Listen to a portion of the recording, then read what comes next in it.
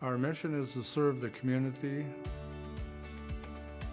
Pilot Games has given us the opportunity to provide those resources and so forth that we need to our schools, to our fire department, to our library, to organizations that help the hungry.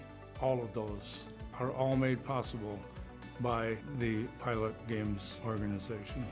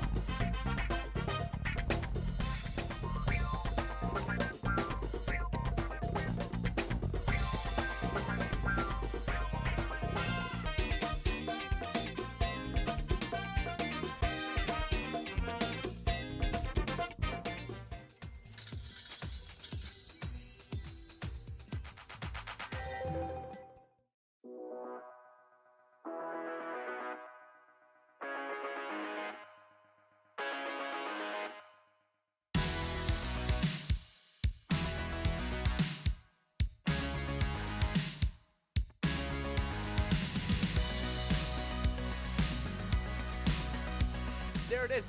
53 balls.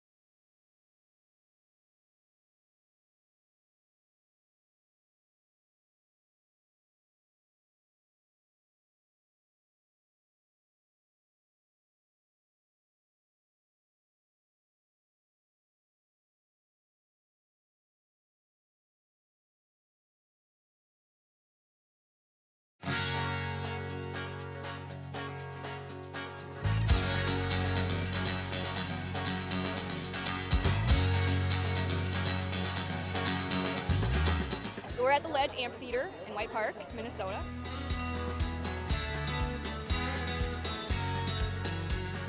I saw the Blues Brothers 2 years ago with these guys.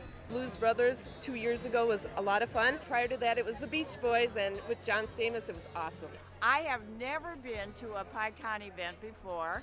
This is my first time, and I am loving it.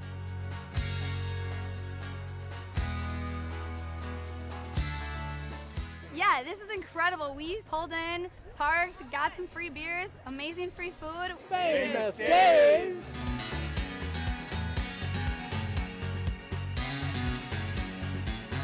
Hey everyone, Famous Dave here, smoking up the best ribs in America. Having a great time so far. We got a picture with John Randall. It's pretty awesome. John Randall is like my favorite. Skol, skol, skol, baby! Really cool seeing John Kriesel. Really cool listening to him talk and his story. This is my first PyCon, and I've had a blast.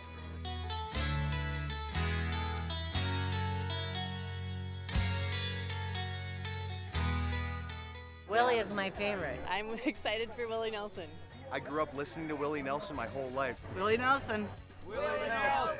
Have a really nice day!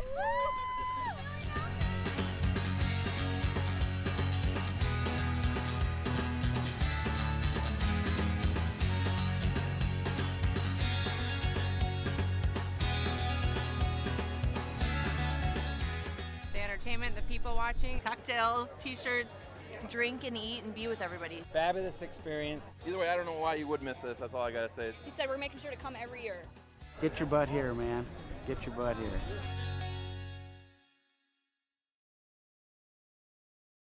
Come on, let's get stinking rich! Smell you later. Smells like money!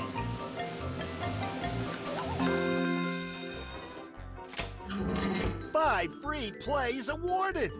That smells wild!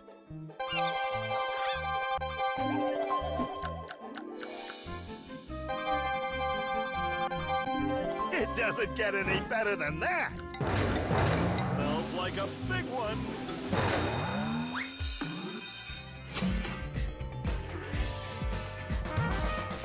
Five times multiplier! It's raining cash! You gotta play to win!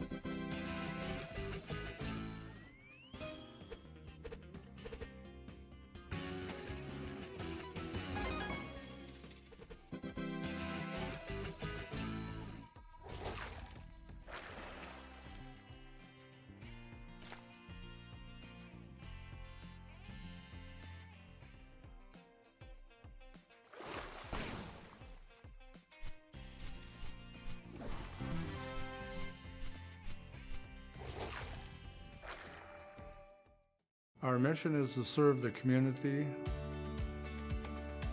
Pilot Games has given us the opportunity to provide those resources and so forth that we need to our schools, to our fire department, to our library, to organizations that help the hungry. All of those are all made possible by the Pilot Games organization.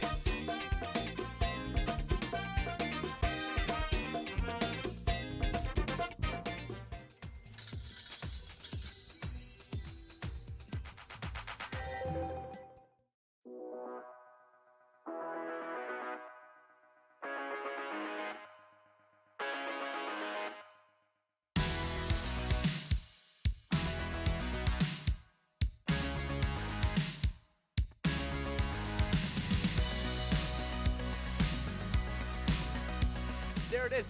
53 balls.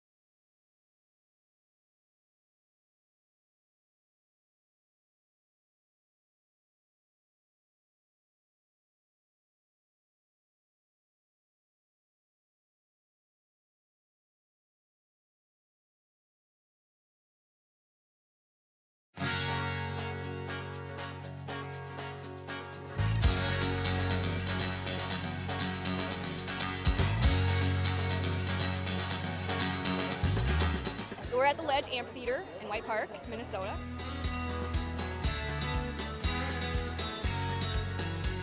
I saw the Blues Brothers 2 years ago with these guys. Blues Brothers 2 years ago was a lot of fun. Prior to that, it was the Beach Boys, and with John Stamos, it was awesome. I have never been to a PyCon event before. This is my first time, and I am loving it.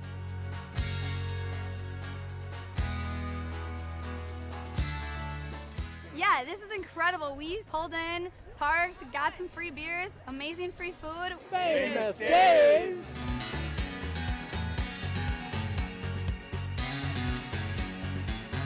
Hey everyone, Famous Dave here, smoking up the best ribs in America. Having a great time so far. We got a picture with John Randall. It's pretty awesome. John Randall is like my favorite. Skull, skull, skull, baby! Really cool seeing John Creasel. Really cool listening to him talk and his story. This is my first PyCon, and I've had a blast.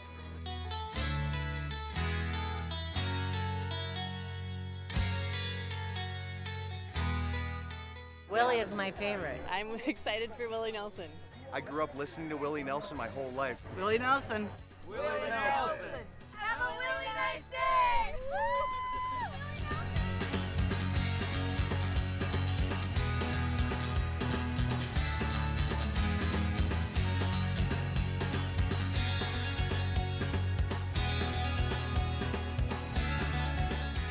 The entertainment, the people watching, cocktails, t-shirts. Drink and eat and be with everybody. Fabulous experience. Either way, I don't know why you would miss this. That's all I gotta say. He said we're making sure to come every year. Get your butt here, man.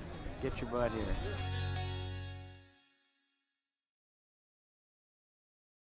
Come on, let's get stinking rich! Smell you later.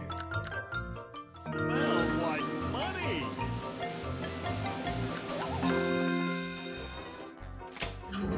Five free plays awarded! That smells wild!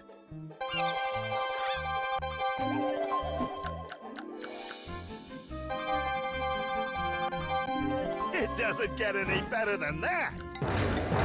Smells like a big one!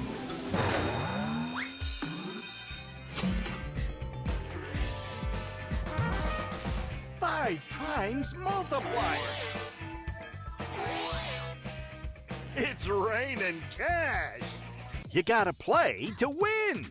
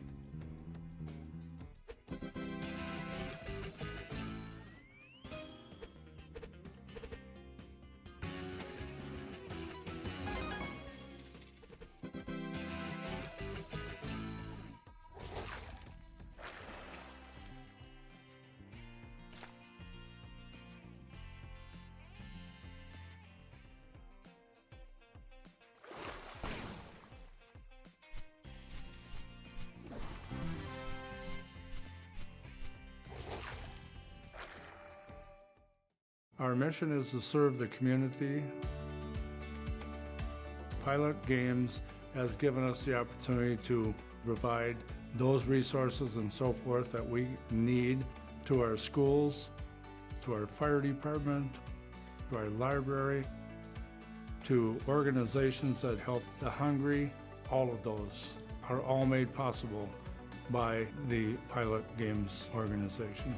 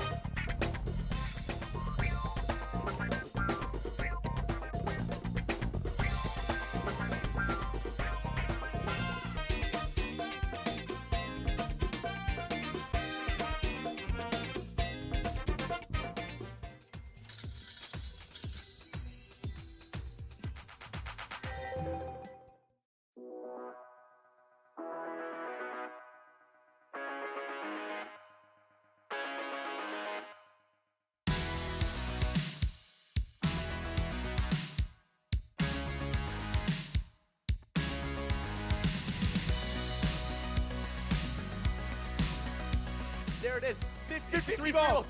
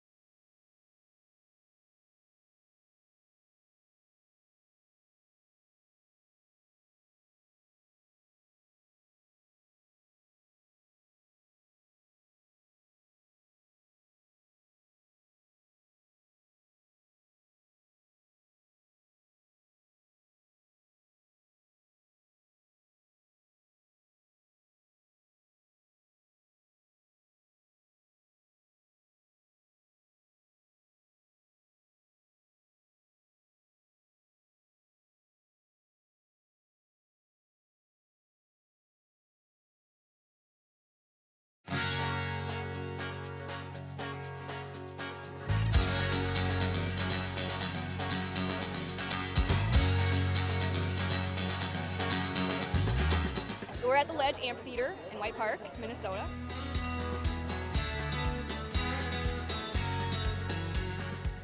I saw the Blues Brothers 2 years ago with these guys. Blues Brothers 2 years ago was a lot of fun. Prior to that, it was the Beach Boys, and with John Stamos, it was awesome.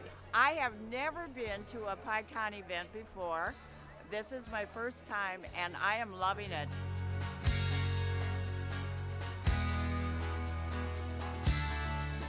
Yeah, this is incredible. We pulled in, parked, got some free beers, amazing free food. Famous days!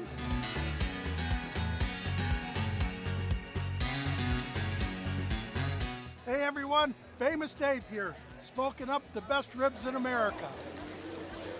Having a great time so far. We got a picture with John Randall. It's pretty awesome. John Randall is like my favorite. Skull, skull, skull, baby! Really cool seeing John Kriesel. Really cool listening to him talk and his story. This is my first PyCon, and I've had a blast.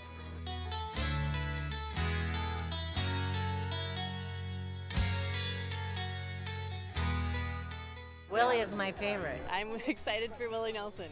I grew up listening to Willie Nelson my whole life. Willie Nelson. Willie Nelson. Have a really nice day!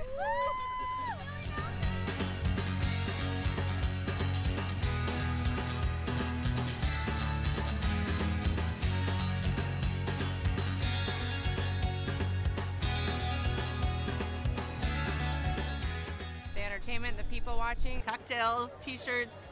Drink and eat and be with everybody. Fabulous experience. Either way, I don't know why you would miss this. That's all I gotta say. He said we're making sure to come every year. Get your butt here, man. Get your butt here.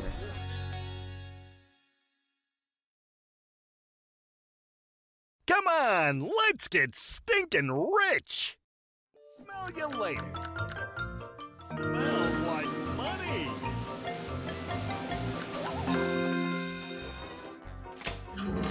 Five free plays awarded! That smells wild!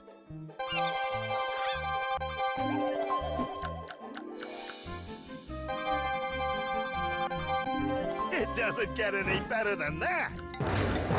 Smells like a big one!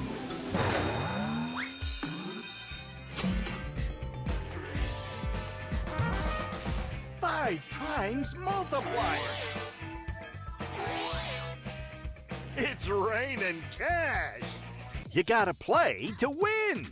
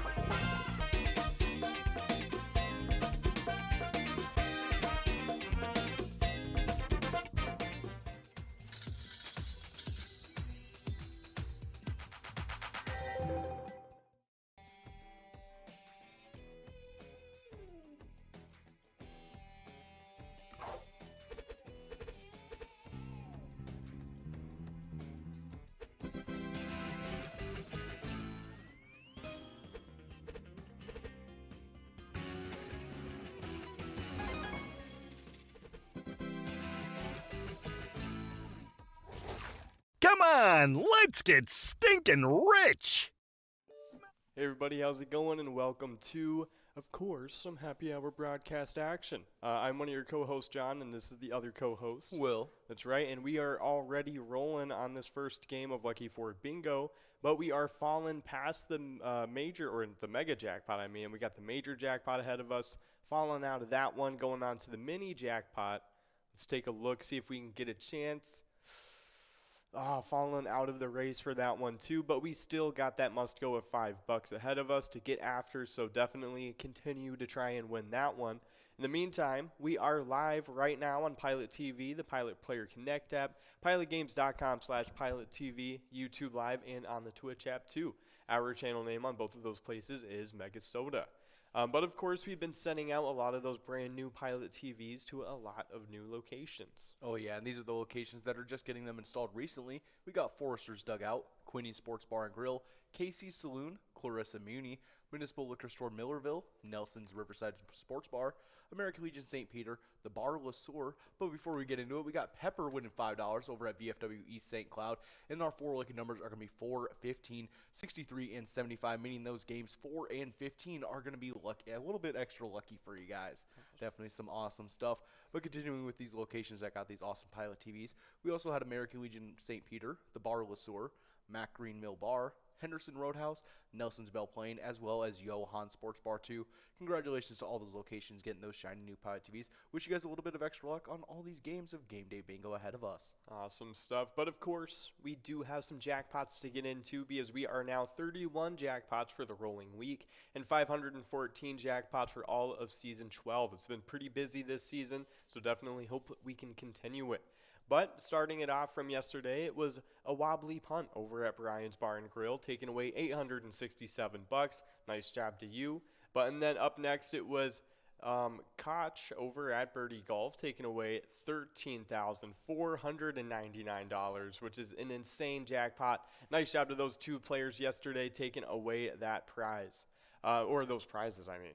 But of course, we do have some awesome eTap stuff to talk about too, and I'll let you get right into it. Oh yeah, we just released our newest eTap game last Wednesday, and that is called Winter Poker Run. You guys can head to the trails on your snowmobile and collect cards at different pubs. You guys can collect up to 5 cards and create your hand for that poker bonus to win some of those big prizes, and it's definitely a ton of fun being able to collect all those cards at the different pubs. Yeah, 100%, so definitely check it out and let us know what you guys think.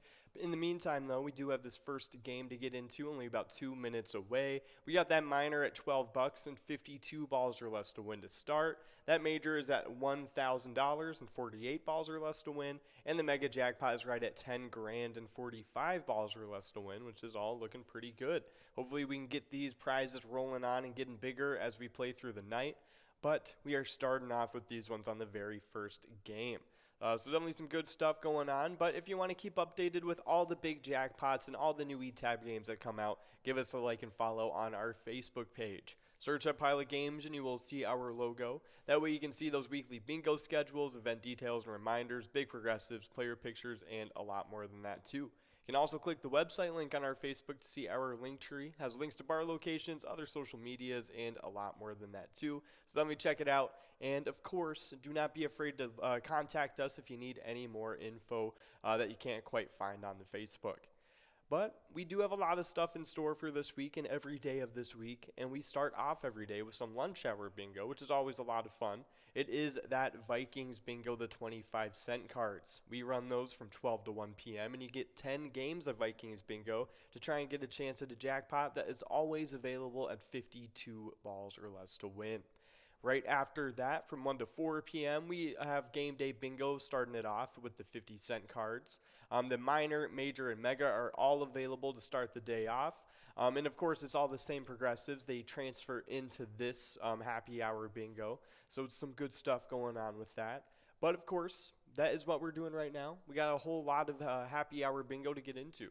Oh yeah, we started off with that first game of Lucky 4 Bingo right at 4 o'clock, where you guys took a stab at over $48,000. But not to worry, since we were unable to hand out that jackpot, after these 23 games of Game Day Bingo, you guys will be getting a second shot at that right at 6 o'clock. During these 23 games, you guys will be going after a minor jackpot. You can take home in 52 balls or less. Mega jackpot, you can take home in 45 balls or less. And that major jackpot, currently sitting at $1,000, you can take home in 48 balls or less. Definitely a ton of fun. As you guys can see, we are getting enrolled into this first game right now. Definitely awesome stuff. But running from 6 to 6:40 right after we get out of here, and then again from 8:30 all the way till 10, you guys will be getting into some Skull Bingo $1 cards. During those times, you guys will be going after a line prize, starting off the day at $87. You can take home in 10 balls or less. A large frame of $641. You guys can take home in 43 balls or less. And that coverall prize at $51,495. You guys can always take home in 50 balls or less. So make sure you guys are sticking around for all that good Skull Bingo action. 100%. So definitely come on out and enjoy some, because we also got some MegaSota game night action happening starting at right at 6:40 p.m. like it does every single Tuesday. We got a lot of great PGL games to get into, including a grand finale of some Jackpot Jungle on that coverall jackpot in 54 balls or less to win. You can take home $53,947 before anyone even gets enrolled into the game. And of course, the very next day, tomorrow, every Wild Wednesday goes from 7 to 9 like it does every Wednesday. Always a lot of fun during these nights too. A lot more PGL games jam-packed into there, including some high and low tournament games that are always a lot of fun. It's where the biggest loser wins the same prize. The same prize as the biggest winners. It's definitely a pretty interesting game to get into. But that isn't the end of our PGL specialty nights, because we, of course, have Vikings game days every single time the Vikings play their games. So that one will be next Sunday at noon. So it will be a really fun matchup. Definitely check in for that. It's going to be a fun Vikings game day to get into. But of course, we do have some national days to get into following all those PGL specialty nights we were talking about, and this one is a pretty cool one. Oh yeah, kicking us off, we got Electronic Greetings Day. Observed annually on November 29th, Electronic Greetings Day encourages us to send an electronic greeting. At the same time, the day also reminds us of how much things have changed. Yeah, well, pretty crazy stuff, so definitely get in there, send some instant messages. Oh yeah. Always a fun way to celebrate that, but we do have a winner. And it is Corn Dog over at End Zone in Elko, taking away $38.40. Nice job to you, Corn Dog. With just the spelling, it's making me think of like a grunge, like a wiener dog or something. Yeah, 100%. Yeah. But of course, happy National Electronic Greetings Day, everybody. Maybe get out there and send some sort of electronic greeting. But that was the end of our days. That was the only day that was important on this day. So definitely go out there and celebrate that correctly. We do have a little bit of Twins news to get into, though. And, of course, the Twins always seem to be searching for starting pitchers. One solution to that problem is to lock up young starting pitching, and Joe Ryan is an intriguing extension candidate. Rocco Baldelli named Ryan the opening day starter, which added pressure to the start of his rookie campaign. He started hot with a new franchise record for the most strikeouts through a pitcher's first 17 career games with 90 strikeouts. Ryan ended up leading the Twins starters in innings pitched, and locking up Joe Ryan to a long-term deal is a no-brainer for our Twins. So yeah, definitely would be a good, I think a good decision to make, considering how good of a player he is. So yeah, definitely pretty good stuff going on there. Do you have any ideas on what else the Twins should do with the team? Ooh, I'm not quite sure, because there's a lot of long-term deal ideas that we have. So it looks like it's going to be a pretty expensive year. Oh, yeah, 100%. Yeah, I mean, because we're trying to kind of rebuild at the same time as trying to compete, which is always kind of a tricky business to get into. But let's take a look and see if anything's going on with the Twins, I guess. It's giving me a Dude Perfect video and then a Q&A with the Parks and Rec director in St. Paul. Wait, the Twins did a Dude Perfect video? No, it's like completely unrelated.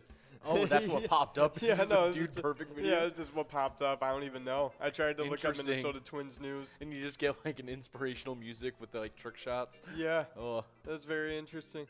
That's super funny. Well, let's see. I do have some articles that we can look at. Obviously, what we just talked about, the extension candidate Joe Ryan. It looks like Joe Pollard takes over Minnesota Twins business as executive chair. So that's interesting. Twins offering Carlos Correa multiple contract lengths and values, so he can pick from them, I guess. Interesting. Nice.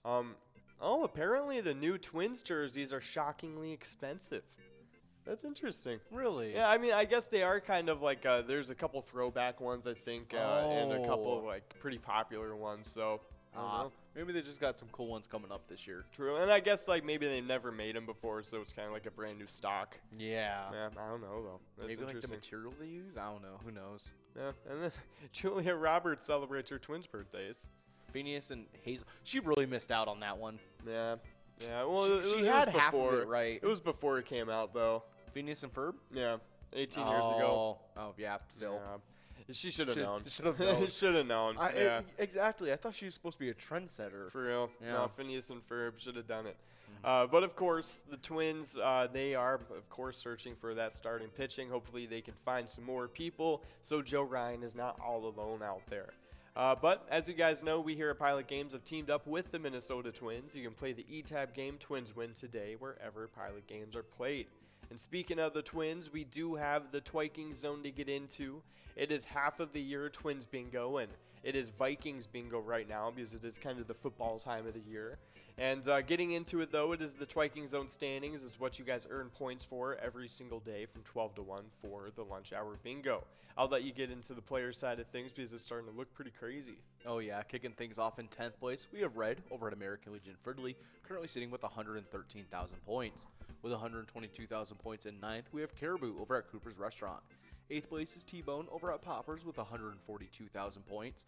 7th is Tez, also over at Poppers, with 148,000 points. With 164,000 points in 6th, we have Kirby over at VFW Blaine. Kicking off that 200,000 point club in 5th, it's Sinbob over at Corky's Bar South Haven with 223,000 points. With 230,000 points in 4th, we have Loser Dave over at VFW Spring Lake Park. In 3rd place, we have Nan over at Corky's Bar South Haven, currently sitting with 264,000 points. And with 292,000 points in 2nd, it's Scrub Eye over at VFW Blaine. In 1st place, we saw him getting a ton of wins today. It's Mikey Wins over at the Floppy Crappie with 377,000 points. Good job to all of our players in the top 10 of those standings, especially Mikey Wins with that crazy lead. Oh, yeah, 100%. Nice job to you guys. But we do have some locations to get into, and we'll start it right off. But before I do, though, we do have Apex over at Wolf Lake Municipal Liquor Store taking away that $9.60 must-go prize. Nice job to you, Apex. But starting off with those locations in 10th place, it is the Lakefront Bar in La Center. They got 170,000 points.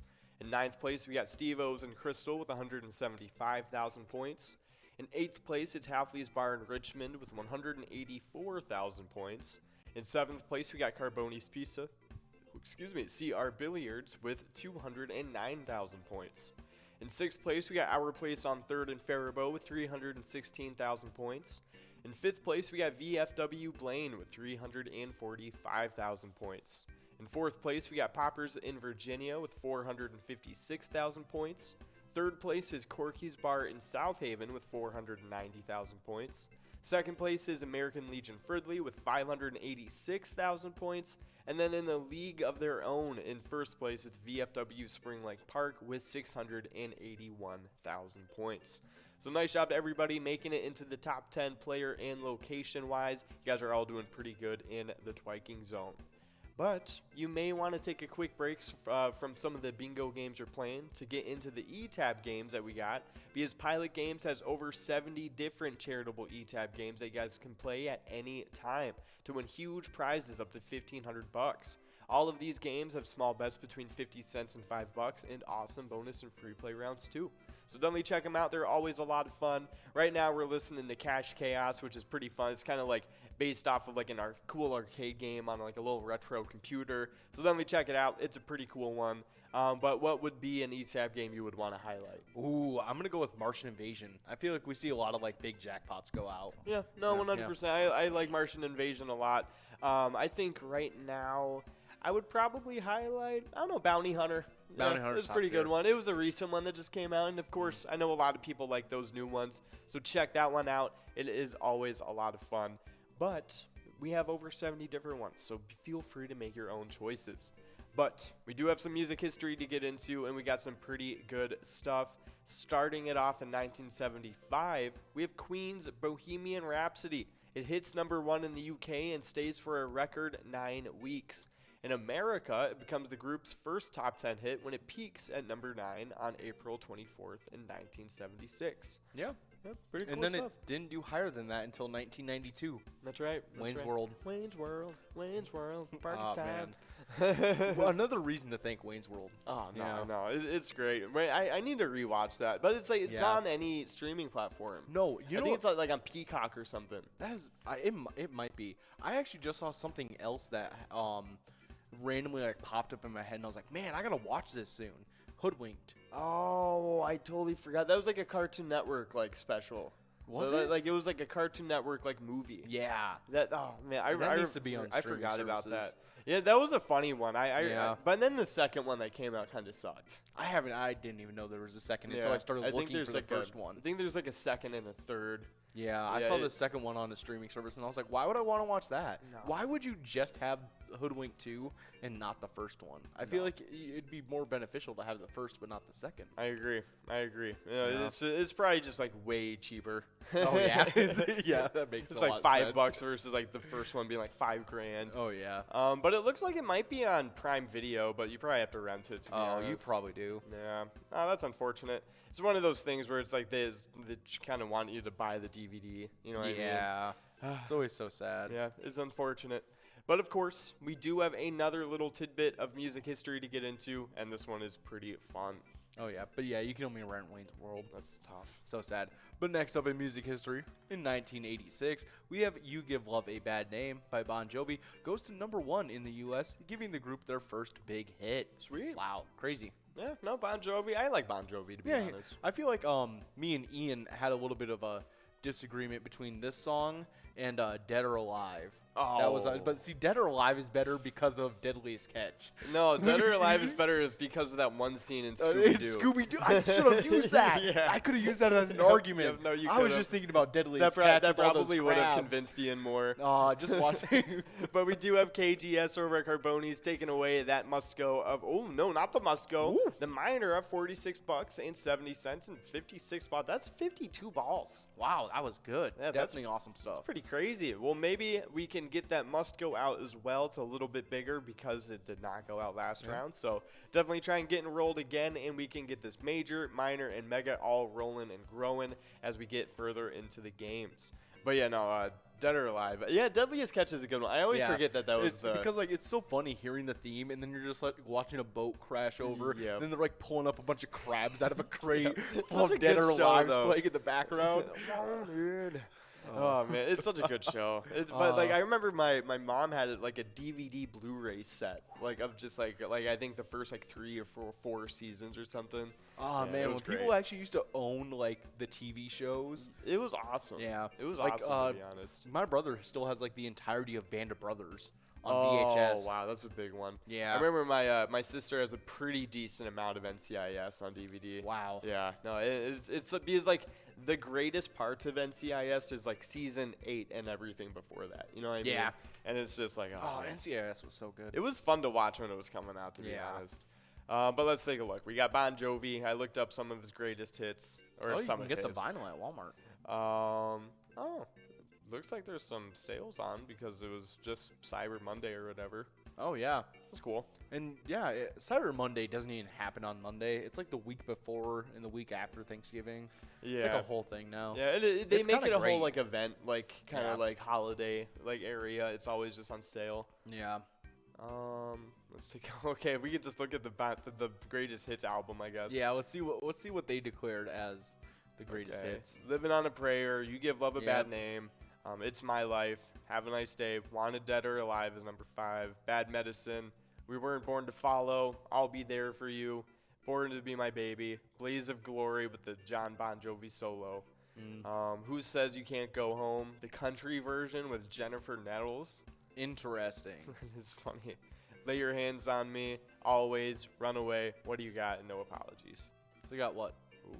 2 covers on there? Yeah. And then you got bonus tracks on the Target edition. Ooh, Target edition. Oh, it's just a couple live songs. Okay. Okay. That's fun.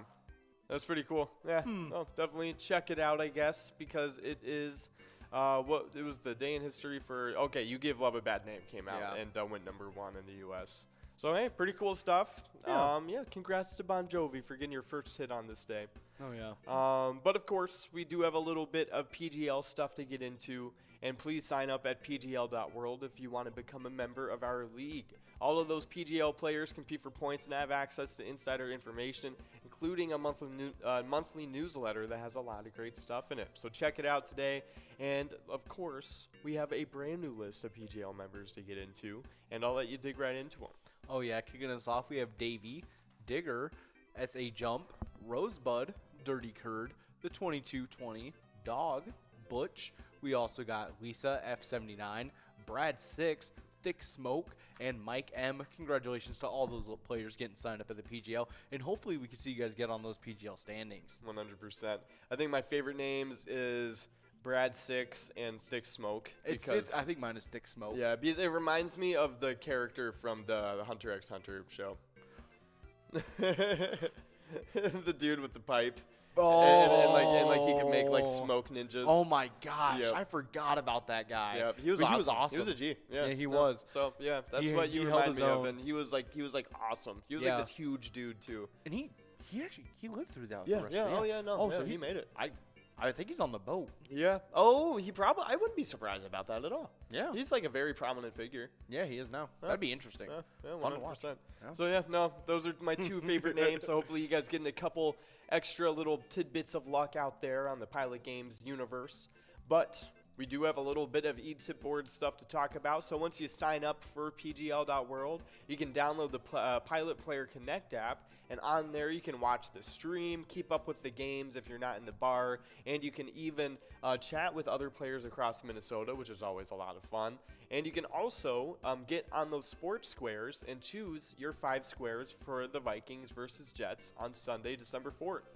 Points are going to be awarded for the first, second, third, and fourth quarters. You can play for free in the Player Connect. You can play for free in the Player Connect app and earn PGL points for Season 12 if you win. Just launch the app and select Sports Link, and you will be all good to go. But, of course, we do have some PGL standings to get into, speaking of all those random PGL points flying everywhere. And I'll let you take away the players right off the bat. Oh, yeah, kicking things off in 10th place, previously unranked in these standings, we have Keith over at Billy's Rockford with 905,000 points. With 983,000 points in 9th, previously in 8th, it's Nixon over at VFW Roseville. Before we continue, we got a couple winners as we have, Darren B over at Topper's Bar and Grill 2 and Louis' dad over at American Legion Gaylord. They're going to be splitting up that $31 Musco prize. Good job to both those players splitting up that $31 Musco. Continuing on in our standings, in 8th place, in 8th place, previously in 9th, we have Sarah Honey over at VFW Austin, currently sitting with 1,004,000 points. With 1,039,000 points in 7th, we have Panda over at the Roadside. In 6th place, it's Brizo over at the Underground Bar and Grill with 1,066,000 points. With 1,075,000 points in 5th, we have Bergar over at Southtown Lanes. 4th place, previously in 3rd, getting pushed back, it's Devoided over at the Roadside with 1,142,000 points. With 1,178,000 points in 3rd, previously in 4th, we have Sloppy over at Malone's Bar and Grill. In 2nd place, holding on to that spot though, we have Chapster over at Moe's, currently sitting with 1,229,000 points. But in 1st place, holding on to that lead for a while now, it's Forget You D over at VFW Austin with 1,577,000 points. Hey, awesome stuff. Nice job to everybody boosting up in the PGL standings. You guys are definitely doing some good stuff, so get ready for tonight, and hopefully we see some more crazy shakeups going on. But those shakeups do not stop in the player standings because we got some locations to get into. Starting it off was a newcomer into last week. It was 10th place, Clancy's on Island Lake over in Park Rapids. They got 2,717,000 points. In 9th place, actually dropping from 8th place last week, it was Corner Bar and Grill in Winstead with 2,916,000 points. In 8th place, boosting up from 9th place, so a little riser, we got VFW Austin with 2,931,000 points. In 7th place, actually dropping from 6th, we got Mabel Liquor Store with 2,988,000 points, only a few thousand points away from that 3 million point club. already in that club in 6th place, taking their spot. It was LJ's in Miltona with 3,004,000 points on the season now. Nice job to those playing over at LJ's. In 5th place, we got Cabin Bar Nicolette with 3,684,000 points. Nice job to Cabin Bar sticking it out in the top 5. In 4th place, dropping from 3rd, it's VFW Northfield with 3,838,000 points. Looking pretty good in 4th place, but they did drop from 3rd place. And also dropping, but still in the top 3, it's in 3rd place, Friendly Buffalo and Big Lake. They were formerly in 2nd place, now in 3rd. They have 3,887,000 points. Not too far ahead of VFW Northfield in 4th place either, so definitely we'll have to watch out for that one. But in 2nd place, boosting up from 4th place, we got Poppers in Virginia. They got 4,047,000 points. Looking pretty good in that 2nd place spot now. Pretty secure. But very, very secure in the 1st place spot, we got Howie's Sports Bar and Grill in St. Cloud with a clear 1 million point difference from everybody else. They got 5,341,000 points. Looking pretty good in 1st place. Nice job to all of you guys playing in the top 10 locations. You guys are all doing some great stuff. But of course, we do have balls rolling around on this game. We got that must-go set at $14.90. The next prize we got available is the Mega Jackpot at 45 balls and 10 grand. We got the Major Jackpot at 48 balls or less to win at $1,000. And then finally, we can get a chance at the Minor Jackpot. It's at $41 right now and 54 balls or less to win. But we do have a little bit of Minnesota Wild news to get into. And right now, we are 10, 9, and 2 on the season. And I'll let you take it away. Oh, yeah. Marcus Fligno explains why he erupted on the refs. First tagged with 5 minutes for fighting, Fligno was on his way to the penalty box when he found out that one of the refs hit him with a 2-minute roughing minor for giving O'Brien a shove after O'Brien came off the bench and skated directly at Fligno in an apparent attempt to escalate the situation into a fight. Fligno in an apparent, he felt a little bit disrespected there. He doesn't know. I don't know why you give a guy an extra 2 minutes for something like that. There's nothing there. Just give the guy 5 minutes and move on. Sometimes these referees try to be bigger than the game, Fligno explained. But Fligno lost his cool after learning of the extra 2-minute penalty. He slammed his helmet in an incensed moment and getting so angry that he was assessed a 10-minute unsportsmanlike conduct penalty. Do the math, that is 17 penalty minutes, all because in his mind that ref had it out for him. Wow. Yeah. I mean, it's one of those things where I feel like referees do kind of sometimes get a little bit too big, too big egos and try and control the game a little bit too much. But before we get too into it, we do have Roe Kreider over at Rock Rider over at Incline Station Bowling Center taking away the must-go, $14.90. Nice job to you taking away the must-go. But we were talking about Fligno losing his cool, getting some more penalties. And, I don't know. Sometimes the referees do kind of make bad decisions. Yeah. I don't know how bad the referees are in hockey. But I know the referees in the NBA and the MLB have been pretty bad recently. Like in recent years. MLB. Yeah, MLB is pretty crazy. What's crazy is that it's usually just one person that's always doing it. Yeah. And for some reason, he's just still a part of the league. Yeah. No, it's really crazy. Well, I mean, it's really interesting. Like, I don't know, because like there's certain standards that I feel like referees should be held to, and umpires and all the like. Just like when you're kind of like wrong more often than not, like at the professional level, like you should be replaced at your job. Exactly. Yeah. So it's interesting to see. But I have a feeling that especially in the NBA, referees are going to be starting to be held to more standards and stuff like that. Just because of I know the players have been like kind of arguing about it a lot within like the players union they have and that sort of thing.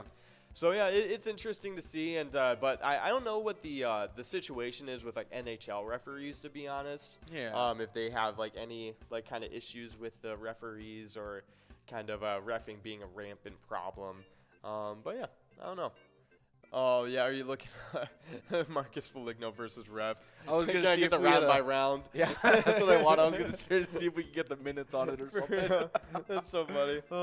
No, I was just trying to see exactly like what was going on when he pushed him, and just like see if there was like any like backing behind it at all. Yeah. But I just like. Well, I understand like being upset after like if you're skating directly after someone after a minor altercation, it's gonna seem like you're kind of going after them. Yeah, no, 100%. It's one of those things though. Like I always wonder if these professional players like have relationships with some of these refs after a while in the league. You know what I mean? Just kind of like knowing certain refs are kind of like kind of messing up your game sometimes. Oh, like, yeah. Because you know what's crazy? I don't know if you know this, but Chris Paul, there is a certain statistic where in the playoffs, he is like 0 of 15 against a certain referee when he refs the game. But like he lost of all 15 games that he's ever played against him. Or like with him reffing the game. I'd ask that to be looked at. Yeah, no, it's crazy. I think Chris Paul referee. That is a crazy statistic. That's like having your stats go down when a video game comes out. Scott Foster. He's lost 14 straight playoff games. Hold on. Can you go? Yeah, he looks like he looks like a bald eagle, but like a vulture bald eagle. He looks like if he was like a police officer, he's definitely never letting someone get away with this. Yeah, no, exactly. He's slapping the speeding ticket on you, like he fighting in court. He got like the same like facial like almost like demeanor as like Sylvester Stallone. He can, yeah, but like from, mixed with like Chancellor Palpatine. Yeah, in like maybe. Yeah. Yep. Maybe that shark boating instructor from SpongeBob. The shark boating instructor. But yeah, it's insane though, because it's just been like 14, 15 straight. Yeah, over 14 now. It's pretty insane. I think he played another playoff game with them last playoff run. Yeah. And I think he lost like another one, which is over 15 now. It's just crazy. I'd be a little upset about that. Yeah, no, it's pretty insane. But you know, we always hear about it every year when he eventually refs one of the games that Chris Paul plays in the playoffs. It's like you're just it gonna happens know. again. Yeah, no, it's crazy. People have started like betting on it now. Yeah, and I would mean never at this bet point, against it. You're 14-0 at that point if you're betting against Chris Paul. Yeah, like it's pretty crazy. I would never vote like for Chris Paul. No, not at that point. No. I wouldn't put my money towards that. No, there's this a record. Is an easy at that bet. Point. Yeah, like, this is wow. No, it's really crazy. But you know, it's just one of those things that brings it back around to like just how reffing is in the professional environment of these leagues. But we do have a winner. We got Morelli, Jesse. Morelli's playing over at American Legion Alden with Jesse playing over at Club Almar. Nice job to both of you splitting up that must-go of $18.90. But of course, other than that, not a whole lot going on with their Minnesota Wild. I guess we can take a look. Look what their schedule is looking like. Minnesota Wild. All right, so they are playing the Oilers next up, and I think at 7 p.m. Central on Thursday, so that will be a fun one. After that, we play Toronto. No, we already played this. Okay. Up next, we play Anaheim on December 3rd. Ooh. We play Dallas December 4th. We got Calgary. So that's kind of like the next 3-game slew we got going on. I'm just hoping we can kind of start and improve our record a little bit. I don't even know how we're looking inside of our own division right now. Yeah, I'm not quite sure. Let's take a look. Yeah, we're 4th in our division right now. Looks like Dallas is on top. Wow. That's pretty interesting. Dallas Stars are pretty good. Yeah, Colorado Avalanche, they're 3rd in the division. They're not too far behind, though. They're only like 1 loss behind. Yeah. And honestly, we're not doing that bad. No. It's 10-9-2. I think we can catch up if we have like a good streak. Yeah, you know as long as we get a good streak and as long as we kind of see the Avalanche kind of drop a little bit, I think we're solid. Yeah, no, 100%, I agree. But yeah, it does look like if the playoffs happened right now, we would be out of the playoffs. But it is still very, very early on into the season, so really nothing to worry about. But of course, hopefully we can start to get a little bit better. With the Minnesota Wild here at Pilot Games, you can play the E-Tab game Let's Go Wild today at your favorite Minnesota bar. So definitely try it out and let us know what you think. We do have a little bit of a fishing report to get into, though, so I'll let you take it away. Oh, yeah, this one's coming from the Minnesota DNR. This is by Explore Minnesota, recorded on November 24th, 2022. The DNR's Minnesota Outdoor Skills and Stewardship Winter Series will include a Fishing for Northern Pike webinar, which opens in a new window at noon. You guys can check that out on November 30th. Participants will learn about recent research on Northern Pike, harvest regulations to improve northern pike fishing, and simple tips to pull pike through the ice this winter. Definitely a ton of stuff, and that's going to be happening tomorrow at noon. Definitely going to be a ton of fun. Yeah, awesome stuff. So definitely check that out, and maybe you can learn a little bit more about some fishing. Yeah. But yeah, other than that, we do have a little bit of a reminder for you guys that when you are playing Pilot games, share those pictures with us. We love to get those pics and see your faces. If you win a jackpot, hold up your iPad and let us see your happy face holding up that jackpot message. Even if you're not winning jackpots and just having fun with some family and friends, send those pictures in too. We love to see them. You can share your pictures on Facebook either by sending them to us directly or posting it with the hashtag Pilot Games, or you can even just email them to us directly at jackpots@pilotgames.com. All of those are very good ways to send them in. But of course, we'll show off a little player picture next time we get into the enrolling screen. In the meantime, though, we do have an awesome event coming up pretty soon with the Vikings and with K-Fan. Oh yeah, Pilot, Vikings, and K-Fan are teaming up for Toys for Tots. Join us December 13th at Adena Prairie. We're going to be doing a lot of fun stuff with the Vikings, helping them out with sporting goods store stuff. Yeah, 100%. It's going to be really cool. It's always, Toys for Tots, events are always such, great times. Yeah. I feel like it's just nothing to hate about it. So really, really cool stuff. You can join us December 13th at Adena Prairie. It's a really, really cool event that's going to be coming up with the Vikings and with K-Fan, and of course with us going to be there too. But of course, speaking of the Vikings, we do have a little bit of Vikings news to get into. We're 9-2 on the season, and we're looking really, really good going into this next game. But the NFL Power Rankings are ranking us at 7. They're not so high on us after the Cowboys loss. Yep. For some reason, the Cowboys loss reversed everything that we had against the Bills. It reversed everything somehow. Yeah. As if the Bills didn't just almost lose to the Lions on Thanksgiving. Yeah. The Bills are still somehow placed higher than us? I don't get it. I don't really know. Yeah. It's just because it sucks because it was a home game. Things like that will just happen though. Yeah. You know what I mean? Sometimes you will just not have a great game. But look at the Eagles' loss to the Commanders. Yeah. Exactly. And the Eagles are still number 1 on the. Yeah, it's crazy. It's pretty interesting. I don't know. I guess people are just kind of a little weird about the Vikings right now, but we do have a winner. We got Morelli over at American Legion Alden taking away that minor of $97. Nice job to you, Morelli, taking it in 57 balls. Awesome stuff. But hey, good job for not good job, but good news for everybody else. That must go is still out there, and we will be transferring it onto the next game. So definitely get enrolled and try and get another chance at it. We only got about 2.5 minutes left to get into the next game, so be sure to get enrolled. But we were just talking about the Vikings and where they're ranked, and they are ranked right now at number 7 out of the teams in the NFL. And of course, they were ranked previously at number 9, so the win over the Patriots kind of did help them rise up a little bit in the standings, but not too much, which is interesting because the Patriots kind of have one of the best defenses in the NFL, I feel like. Yeah. Yeah, so it's an interesting one to see. But of course, the Thanksgiving night win over the Patriots was a crucial one for the Vikings, who were in dire need of a change to the conversation after the embarrassing blowout loss to the Cowboys 4 days earlier. Justin Jefferson was once again the driver of almost everything good in the Minnesota offense. The Pro Bowl wideout finished the game with 9 catches for 139 yards and a touchdown on 11 targets. Jefferson's greatness makes life so much easier for Kirk Cousins, who quieted chatter about his failures in primetime games until, the next time the Vikings play in primetime. Minnesota can clinch the NFC North with a win over the upstart Jets and a Lions loss to the Jaguars on Sunday.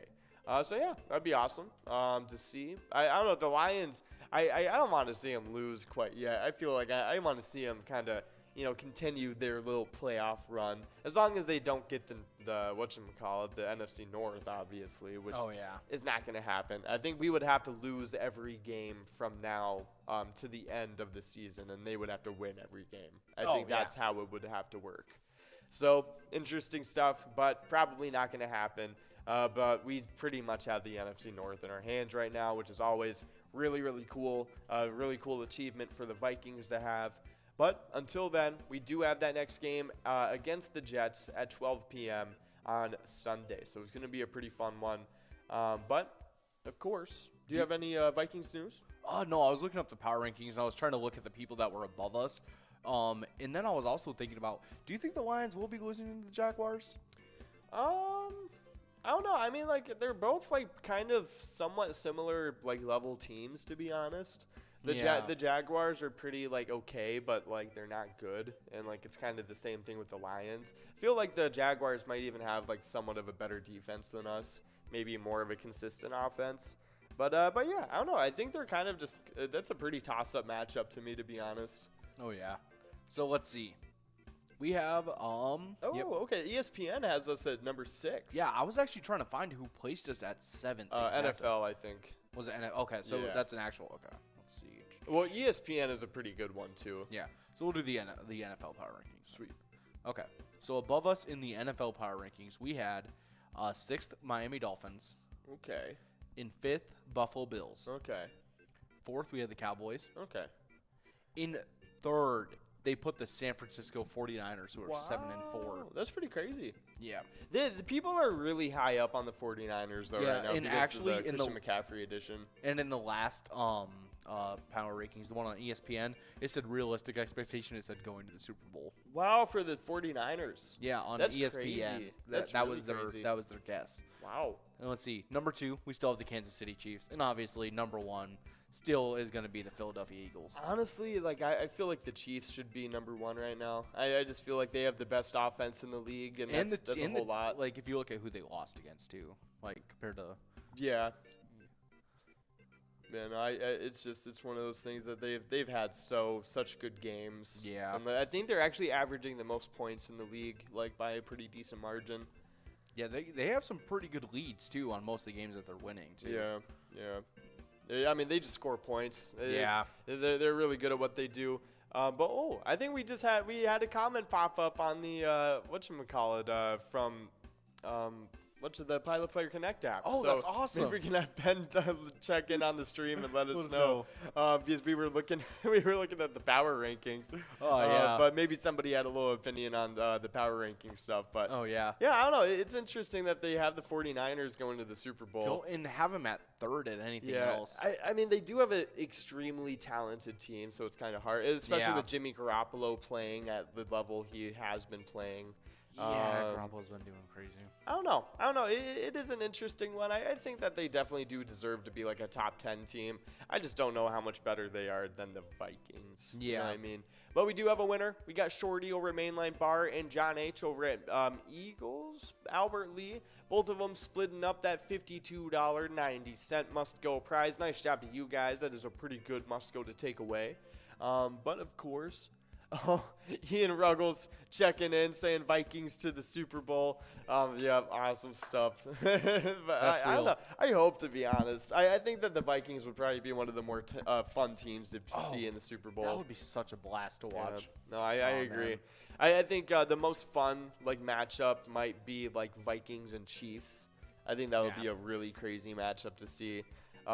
Even Vikings and Bills would be fun to see. Vikings in the Super and Bills Bowl. would be fun. Yeah, like I don't know, like they match up so well to like with each other. They're such fun teams to watch play against each other.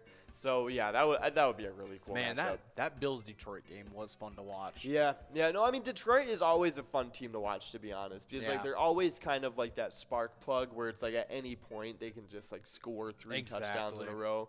And it's then it was like the perfect run up for the Vikings Patriots game. Yep, it was good. 100%. So definitely some pretty good Thanksgiving games going on. Hopefully you guys were enjoying them too. But of course, next Sunday, Vikings versus Jets at noon. Definitely check in on that one. It's going to be a fun matchup.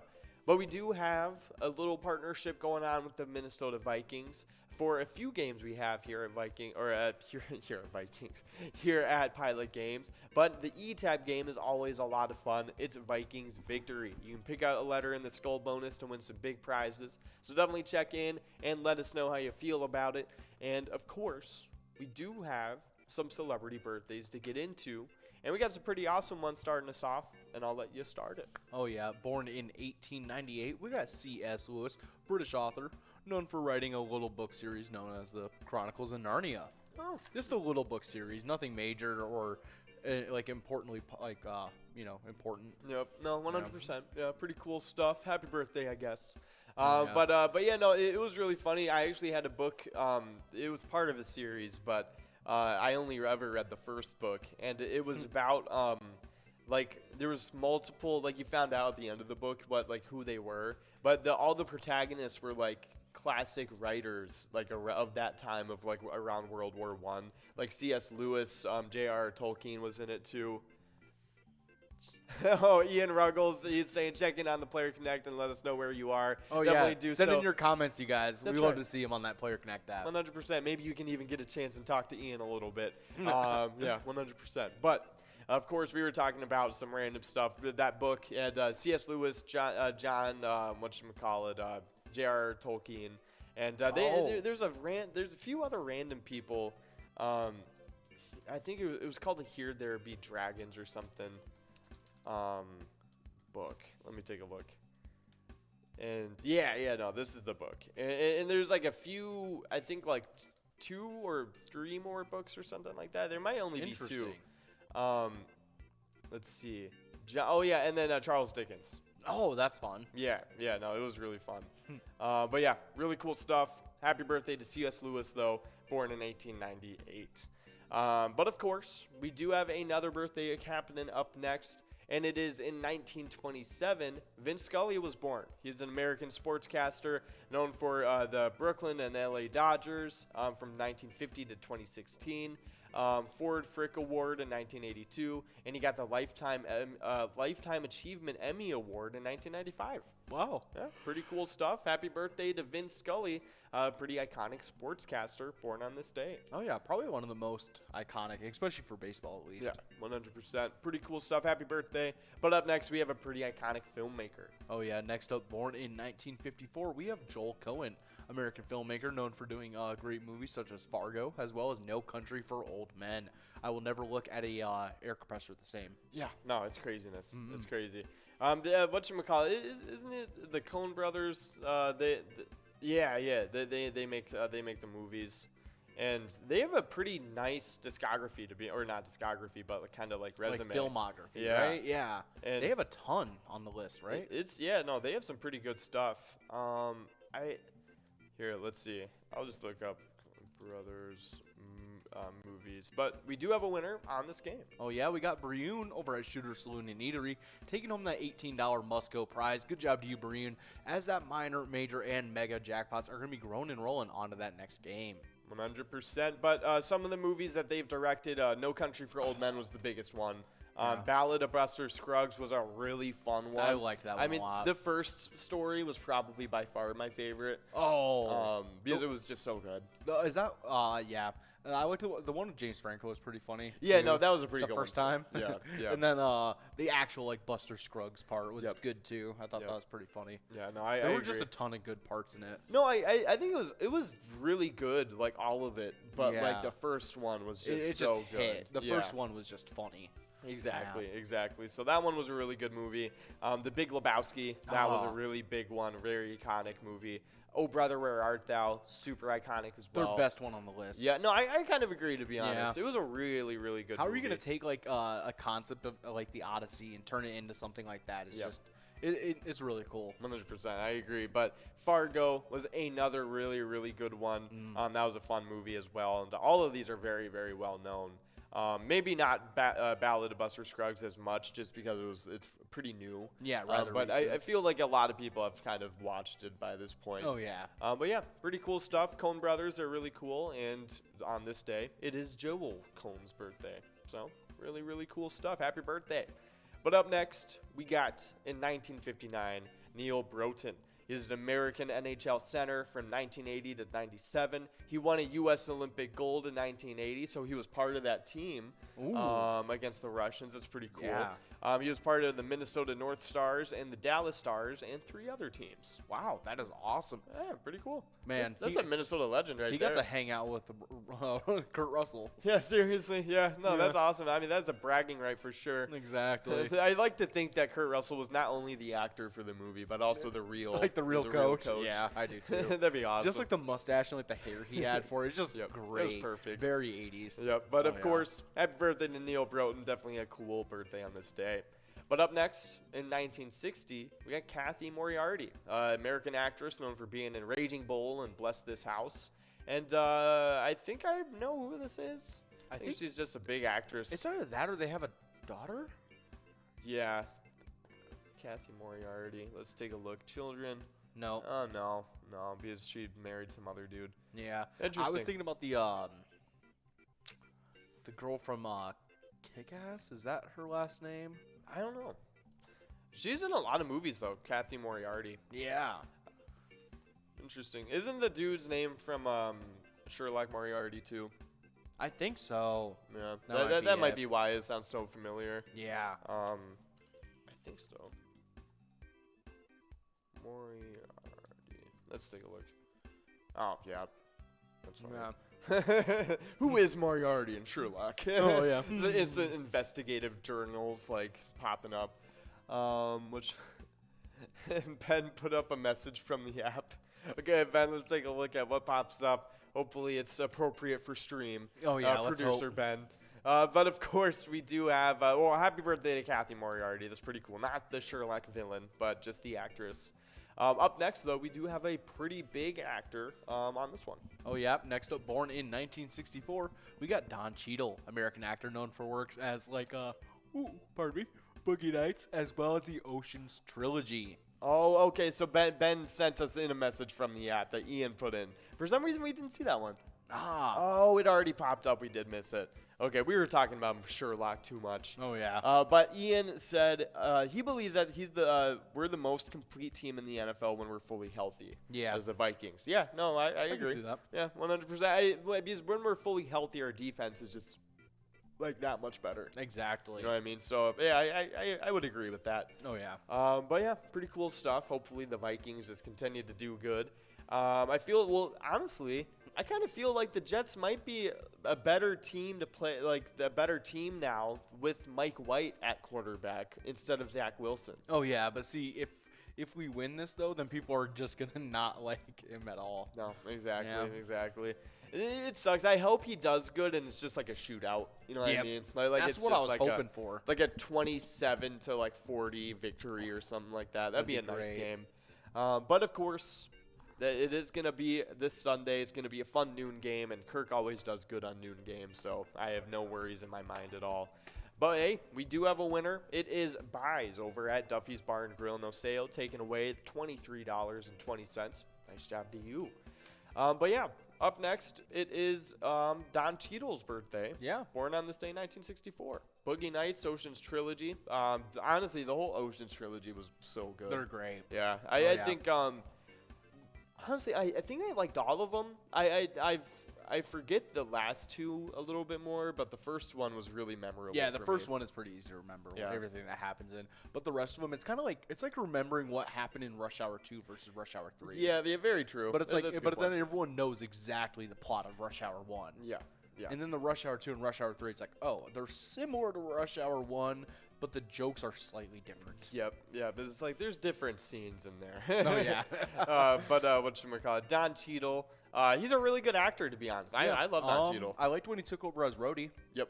For Iron Man. Yep. I thought he did a great job as that. I agree. Yeah. I think he was even in some Golden Girls episodes, too. Oh, really? Yeah. Oh, that's awesome. That is super cool. Boogie Nights was a really funny movie, to be honest. Oh, it's one of my it's one of my friends' favorite movies. I don't think I've seen it. Oh, really? It's Mark Wahlberg is the main dude in it. Really? That's Yeah. interesting. And there's it's a lot of dancing movie with Mark Wahlberg. It's not a dancing movie. Oh no, it's okay. Yeah. Never mind then. Yeah, no, I don't know. I just assumed I heard Boogie Nights. I'm like, I'm gonna think it's dancing. No, but it's like CD 70s. Oh, like, okay. It's hilarious. All right. It's a good movie though. Like it's good. It's a little raunchy though. Yeah.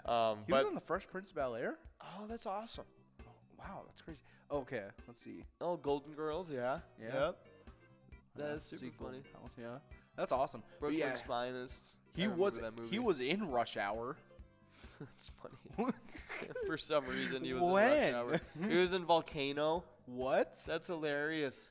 That seems like a movie your grandma would like. Yeah, no, I know what movie it is. I was guessing your grandma likes it. Yeah. I just No, saw National Disaster movie. I'm like, all for it. Yeah, exactly. It's just some random like volcano movie. I don't even. Yeah. That's funny.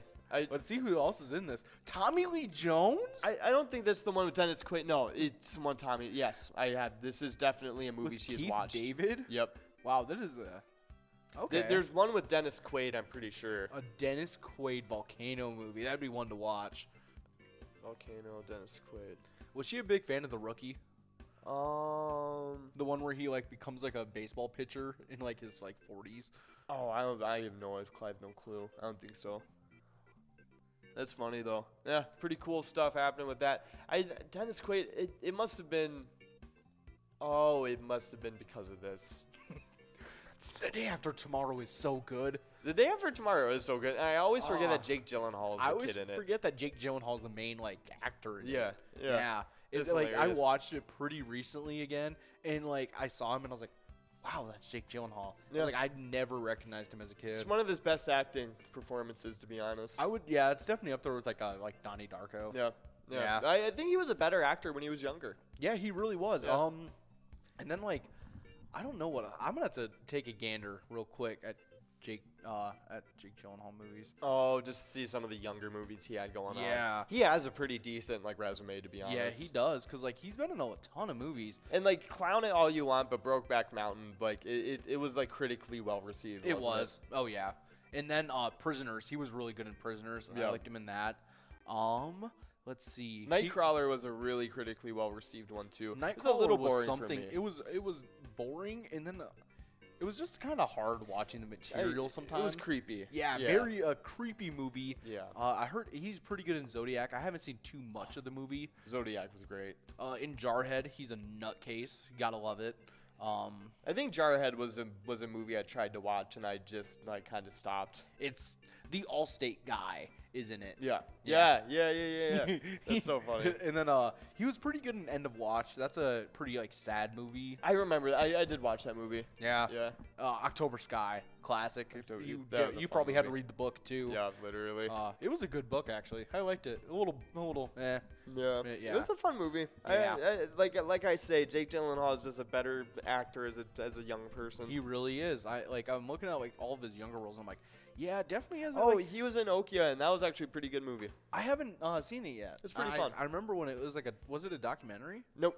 No. No, it was like it was kind of like what's it called? Icebreaker-esque.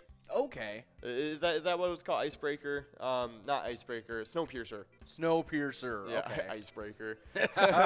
but we Paul do. Dano's in it. Dana. Yeah, no, it's a good movie. It's a good movie. But we do have a winner. It's Grizz over at Incline Station Bowling Center, taking away the must-go of $21.30. Nice job to you, Grizz. But of course, we still got the minor, major, and mega all on the line. That minor jackpot's looking pretty good as it is getting over $100 and 60 balls or less to win. So be sure to get enrolled, try and get a chance at it.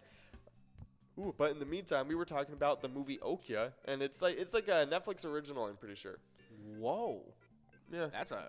It's like a big like statement movie kind of thing, like about like environmental stuff and that sort of thing, like industry. That's interesting. But it's a good movie. It's exactly like Snowpiercer was kind of the same like message, and I feel like it might even be from like the creators or something like along the lines of that. That would make sense. Yeah, but it was a good movie. I definitely recommend it. It was fun. Oh yeah. Have you seen Brothers? I don't. That's with him and what's his name? Tobey Maguire. No, I didn't watch that. Oh man, it's like the only scene I've ever seen of Tobey Maguire angry. Really? And you just see like Tobey Maguire just like trash an entire kitchen. Oh my goodness. He's just like screaming. It's just so like it's like odd to watch because I saw that scene like right after I rewatched all the Spider-Man movies. Yeah. I was just like, dude, I feel like Tobey Maguire is like an underrated actor. He's in I saw that he's in a couple other movies that were upcoming and stuff. He's in like he's really good in like period movies. I feel like you know what I mean. Like Great Gatsby, he was really good in. Like he was the perfect dude for that role. Yeah, I think there was I heard Babylon is supposed to be really good that he's gonna be in. And like I saw he was hilarious. Fear and Loathing in L.A. He was such a funny little character. I have a picture of him saved with his like almost like thinning Legolas hair, kind of. Yeah, literally. That's literally what it was. Oh yeah. Let's see. I heard Pleasantville was funny. Yeah, I heard. Isn't that like a longer running thing? No, that's a movie. Yeah. I was trying to think about a show that looked like that same like cover kind of. Oh, I gotcha. Oh yeah. Interesting. Yeah, pretty cool stuff. He was in Boss Baby. Just adds to his resume. Oh, exactly. Who was he in Boss Baby? I don't know. Because that's pretty high up on his on his thing. Yeah. Where's okay up here? There we go. Yeah, it's right by his new Babylon movie. Who? So he must be Tim Templeton. He was. Who was he? The dad? Oh my gosh. Ben sending the Legolas hair. Oh, he was like the main kid. Yeah, the main like actual kid. That's hilarious. He was the older brother. Yeah, that's awesome. Yeah, couldn't even recognize his voice. That's a lead role. Yeah, that is. Wow. Pretty cool. Good for Tobey Maguire. Yeah, 100%. But of course, we do have some more celebrity birthdays to get into. Happy birthday to Don Cheadle, though. A really good birthday on this day. Up next, though, in 1969, we got Mariano Rivera, a Panamanian Baseball Hall of Fame pitcher, 13-time MLB All-Star, 5-time World Series winner, and he was a World Series MVP in 1999. He also played for the New York Yankees for most of his career, which explains all the World Series. Yeah, that would explain all the World Series. Yeah, that's pretty crazy. Yeah, Yankees have always been such a stacked team. I know. And it's crazy because this last decade, the 2010s, it was the worst year for the Yankees. Yeah, it's the first decade that they hadn't won a World Series since like a certain the founding of the World Series. Yeah, basically. yeah, like since like way back then. Yeah, just insane. Like they've always just been dominant. A literal historic slump. And they've still could been. You imagine being on the Yankees right now? Literally. Yeah, that'd be insane. Just being that good team that just can't win it all. You know what I mean? Because they're still a really good team. Like they have like the MVP. Every single year, someone talks about, oh, yep, but the Yankees are going to be good again. Yep, yeah, it's never true. It's never true. And then for some reason, the Astros win. For some reason, the Astros win. Somehow. Yeah, and did you see they made a really big signing, too? Like they signed some really big name dude in the free agent market. Did they? Yeah, the Astros did. So, like, they might be just back with a vengeance again next year. Oh, gosh. Because, I mean, they have such a solid team. They probably got so mad because everyone made fun of them after the cheating. Yeah, the trash can thing. That was big. Yeah. I mean, like, honestly, like, good for them, like, doing it without cheating, hopefully, without cheating. Yeah, we haven't found out quite yet. Yeah, it's just one of those things. It's always going to be a stain, you know what I mean? Yep. Like on your resume, on your career. Exactly. Like, it's just one of those. It's like, in my eyes, doing that is worse than, like, what's his fit? Like all the players doing steroids back in the day. Oh yeah, you know like Pete I mean? Rose. Yeah, but like all of them. Like yeah. It's just like that. Like cheating to me is worse than that. Yeah. Like and it's just like so. I don't know. I think we should let people who did things go into the Hall of Fame. Yeah. Yeah, no, yeah, I agree. No, I agree. I mean, like, how are you going to ignore that all these dudes like have the home run like records and stuff? Exactly. Like that? It's like they were the best at the time. But we do have a winner. We got Marco over at VFW Spring Lake Park taking away $35.90 on that must go. Nice job to you, Marco. But no, it's a really controversial thing though, like in the baseball world, like the people that were on like steroids and stuff. Oh yeah. Just like whether they should be in the Hall of Fame or not. And what was the biggest dude? Barry Bonds. Barry Bonds. Yeah, and I mean, he's the biggest one. You know, yeah. I mean, that just like he was the best at what he did. Oh yeah, and he definitely deserves to be Hall of Fame. Yeah, for so long. Oh man, it was insane. But yeah, he has one last shot at the Hall of Fame. How does this work? So the Contemporary Player Era Committee votes on Barry Bonds and 7 other players on December 4th. Does the Giants legend have a chance? When Barry Bonds received 66% of the votes in last winter's Hall of Fame voting, it was his last chance to make it on the BBWAA ballot, which since 2014 has had a 10-year limit.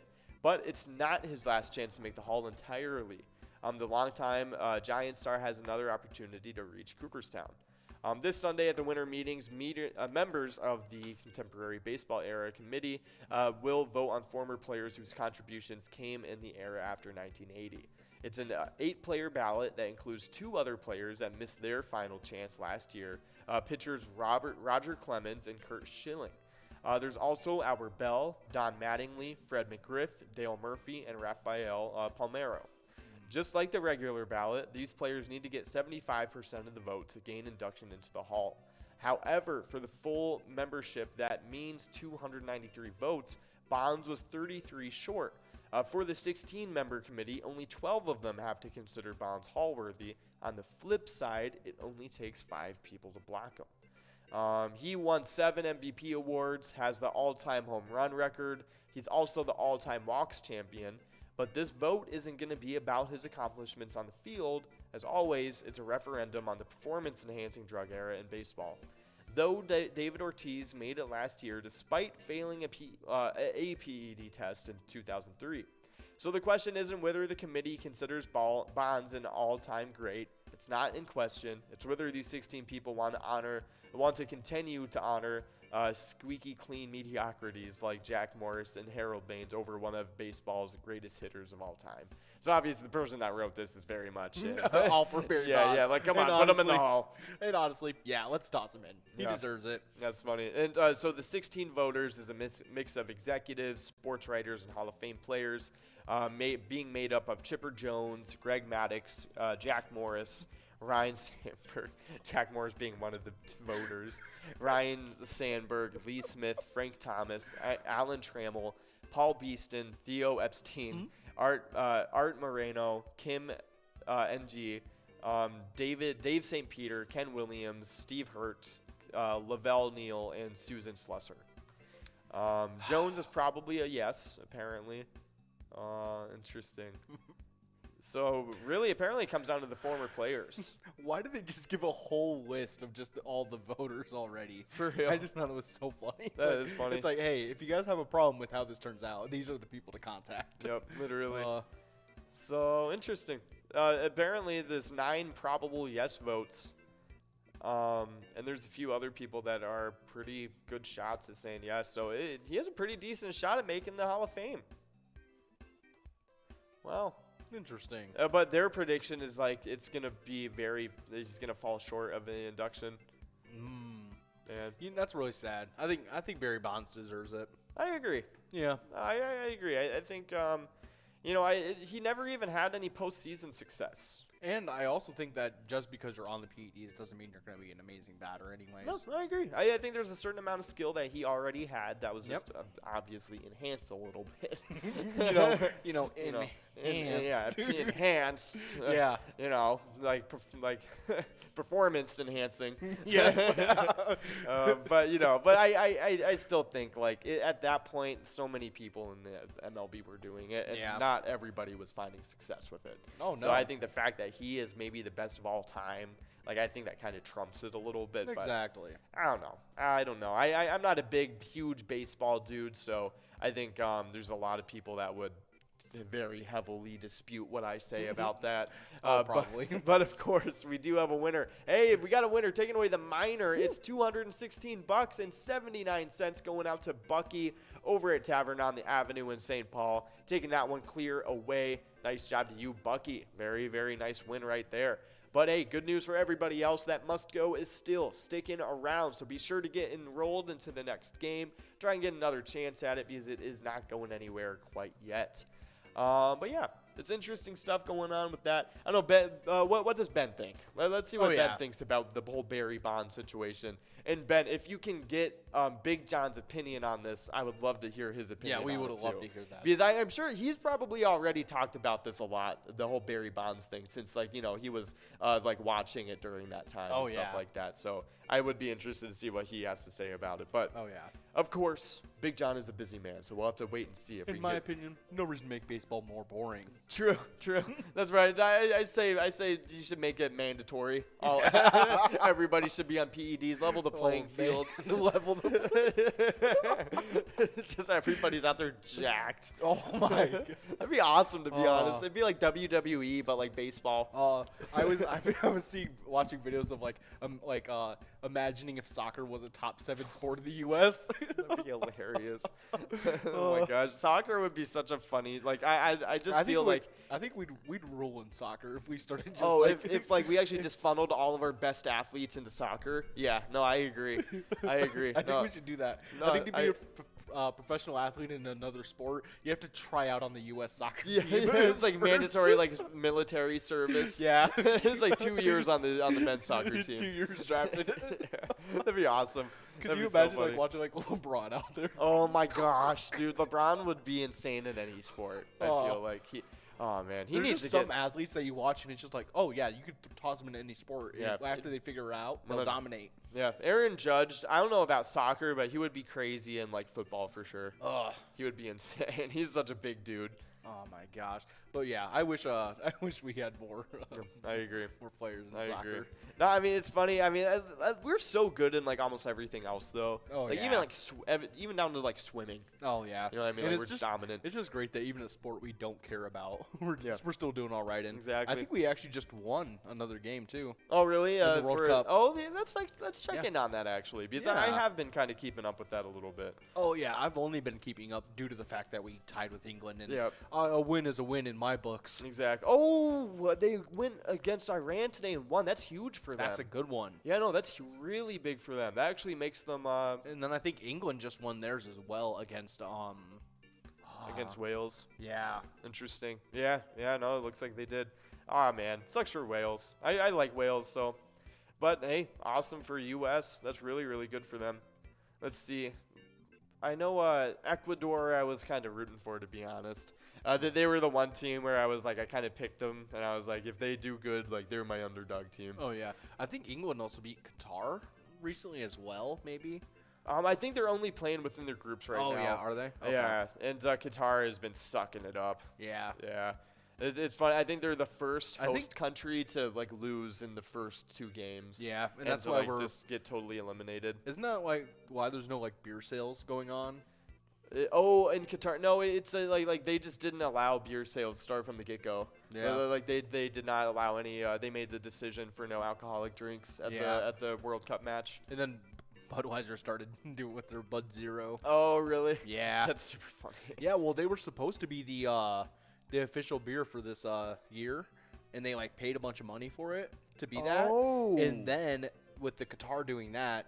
And then sucks. Budweiser was like, they kind of wanted to like back out of that, but now they decided that they're going to give whoever wins the World Cup all the beer that they were going to funnel give into the World Cup. Oh my gosh, that's hilarious. That would be awesome. Good for them. Could you imagine winning that? It's like a lifetime supply. That's like a we're going to Disneyland moment. You Seriously. know? It's like, oh, I'm gonna dive on a bottle of beers. Yeah, exactly. Like let me just like Scrooge McDuck this really quick.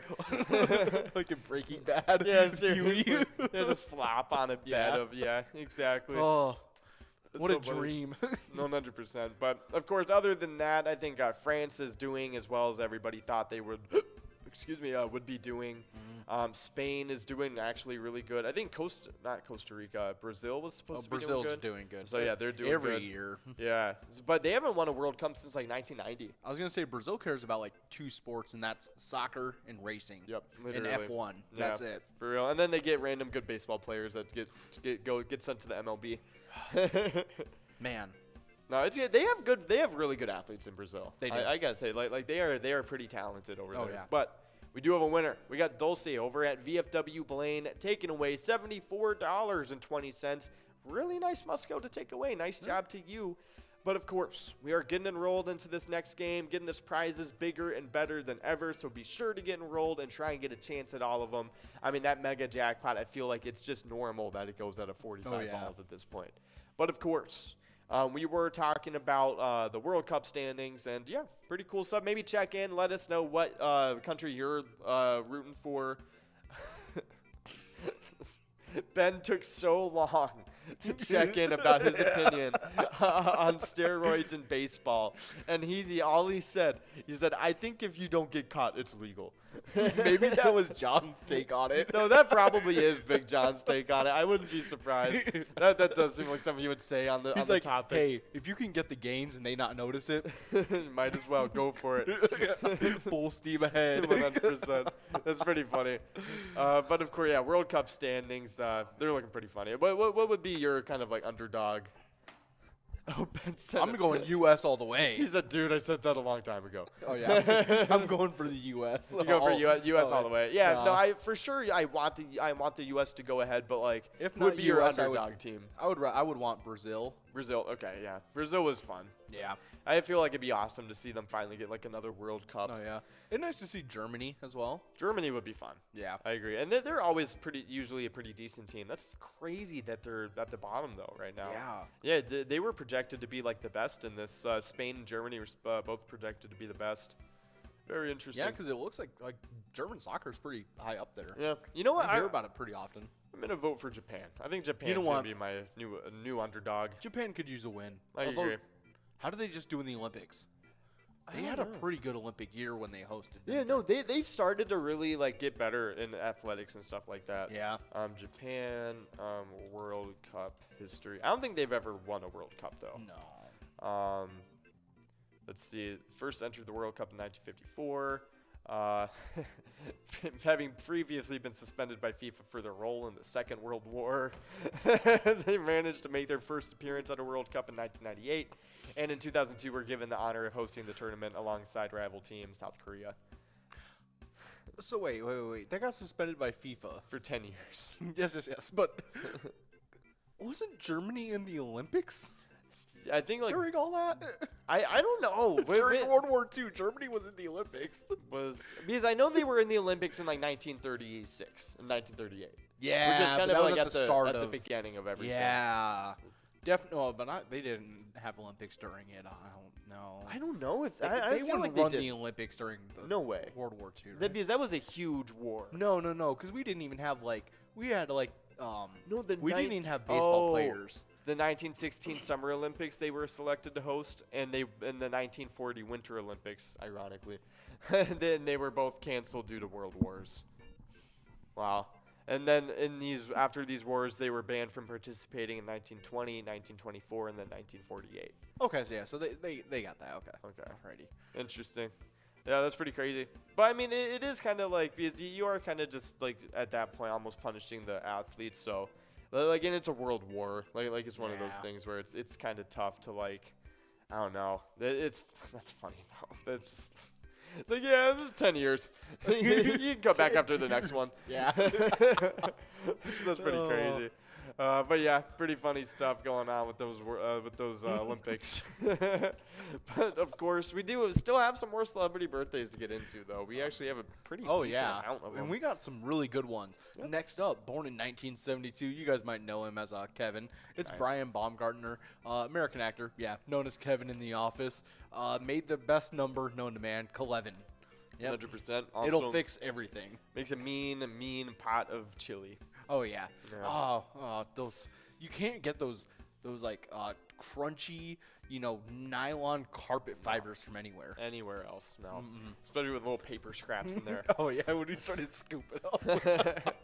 But of course, happy birthday to Mr. Brian Baumgartner. He's a really funny actor. Oh yeah. That's really cool stuff. But up next in 1976, I didn't know they were actually very similar in whatchamacallit in ages. Anna Faris was born in 1976, an American actress known for being in Scary Movie and Mom. Oh yeah. That's funny. I would have expected Brian Baumgartner to be like much older, to be honest. Than Anna Faris especially. But we do have a winner as we have dropped to the poop deck over at Heidi's Bar, taking home that must-go of $21. Good job to you, Poop Deck. Definitely some awesome stuff. Awesome stuff. Nice job to you. Looks like it's Howie Mandel's birthday today too. What? That's funny. Yeah, Howie Mandel is such a funny celebrity to me. He is. It's really cool. Well, hey, happy birthday to you, Howie Mandel. Oh yeah. Awesome.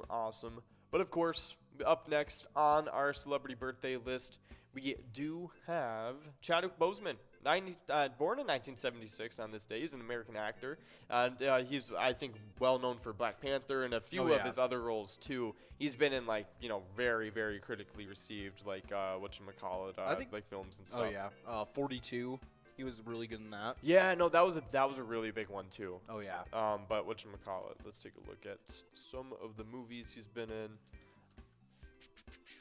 Let's see, Black Panther, all the Avengers movies, obviously, that included Black Panther. 42, I think that's probably the biggest movie he's been in. Yeah. I would probably say. Let's see, he was in Get On Up. That was kind of like a musical movie. Yeah, that was a Charles Brown. What was it? I was trying to remember who it was about. I don't know. I never watched it or anything, so I'm not too sure. Charles Brown? James Brown. Yeah. I don't know why I thought Charles. Charles Brown. The Five Blood, that was a really good movie about Vietnam veterans. Yeah, that was. I think, didn't we all watch that one? I think so. Yeah. I think we did watch this one. It was good. That one was, oh, man. Yeah. And Jonathan Majors was in it. He was really good. Yeah, he was. Man, the medic guy. Such a sad movie, man. It was. Such it was hard to watch. It was hard to watch. It was great, though. Yeah. Oh, my gosh. Oh, I got an Oscar nomination for music? Really? Interesting. Oh, Spike Lee directed it. That's crazy. I forgot about that.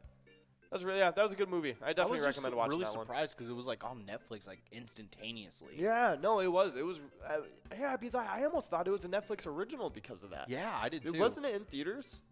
I don't think I remember it coming out in theaters. It came out in 2020, which it must be a Netflix original. It doesn't say it anywhere. Interesting. Yeah, because it's still on Netflix too. Oh yeah. I think it is a Netflix original. Netflix. I mean, because like they have had like a lot of really good.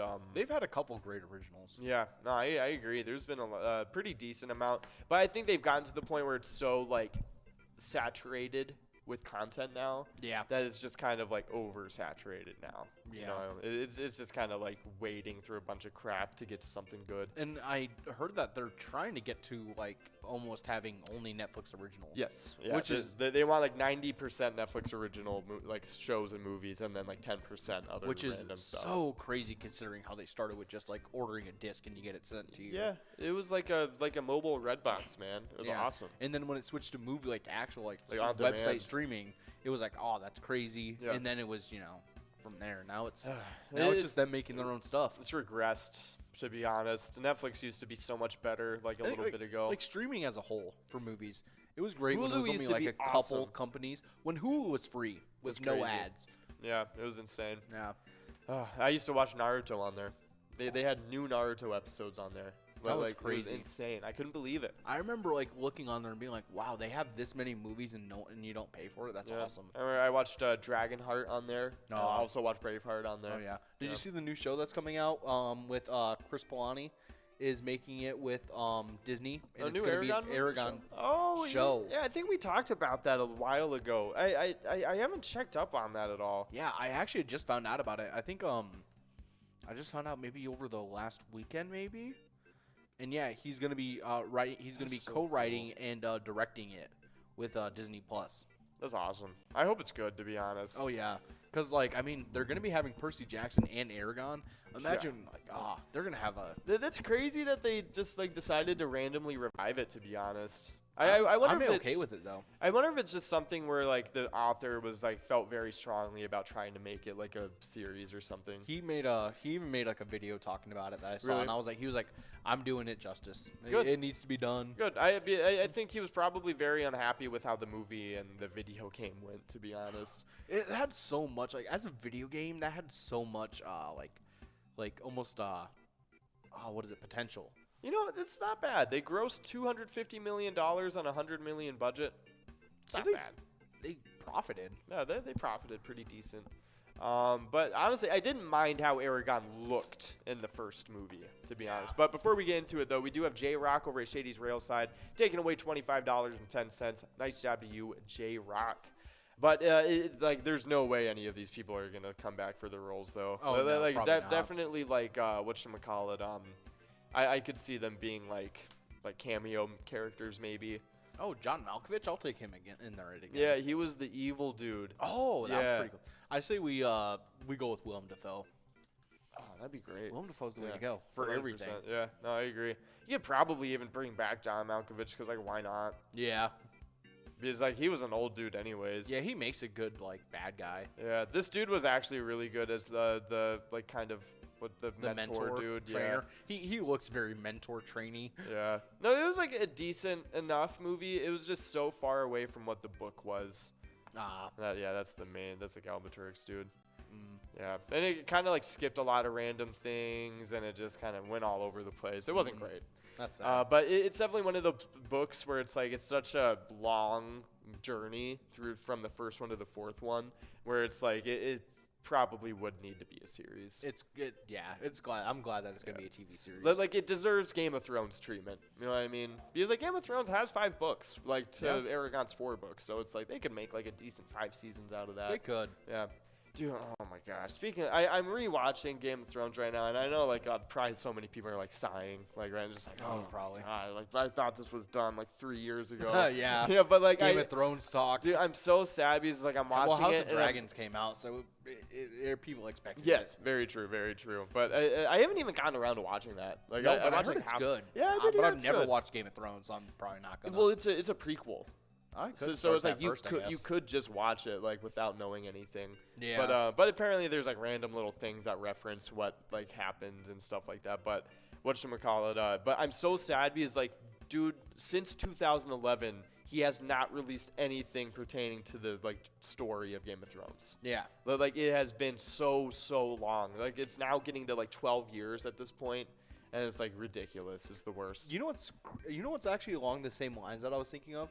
Did you know that Avatar 2, just to break even, they have to have like it's gonna have to be a record-setting, like box office amount that they could take home. Really? We're talking like $2 billion just to break even. That's good. That's how much they poured into that movie. Yeah. Oh my gosh, I need to see this budget. Oh no, oh no. This is much larger than expected. I don't hear that. Yeah, no, seriously. James Cameron just like putting the rest of his life in this. $1 billion over the 4 Avatar sequels already.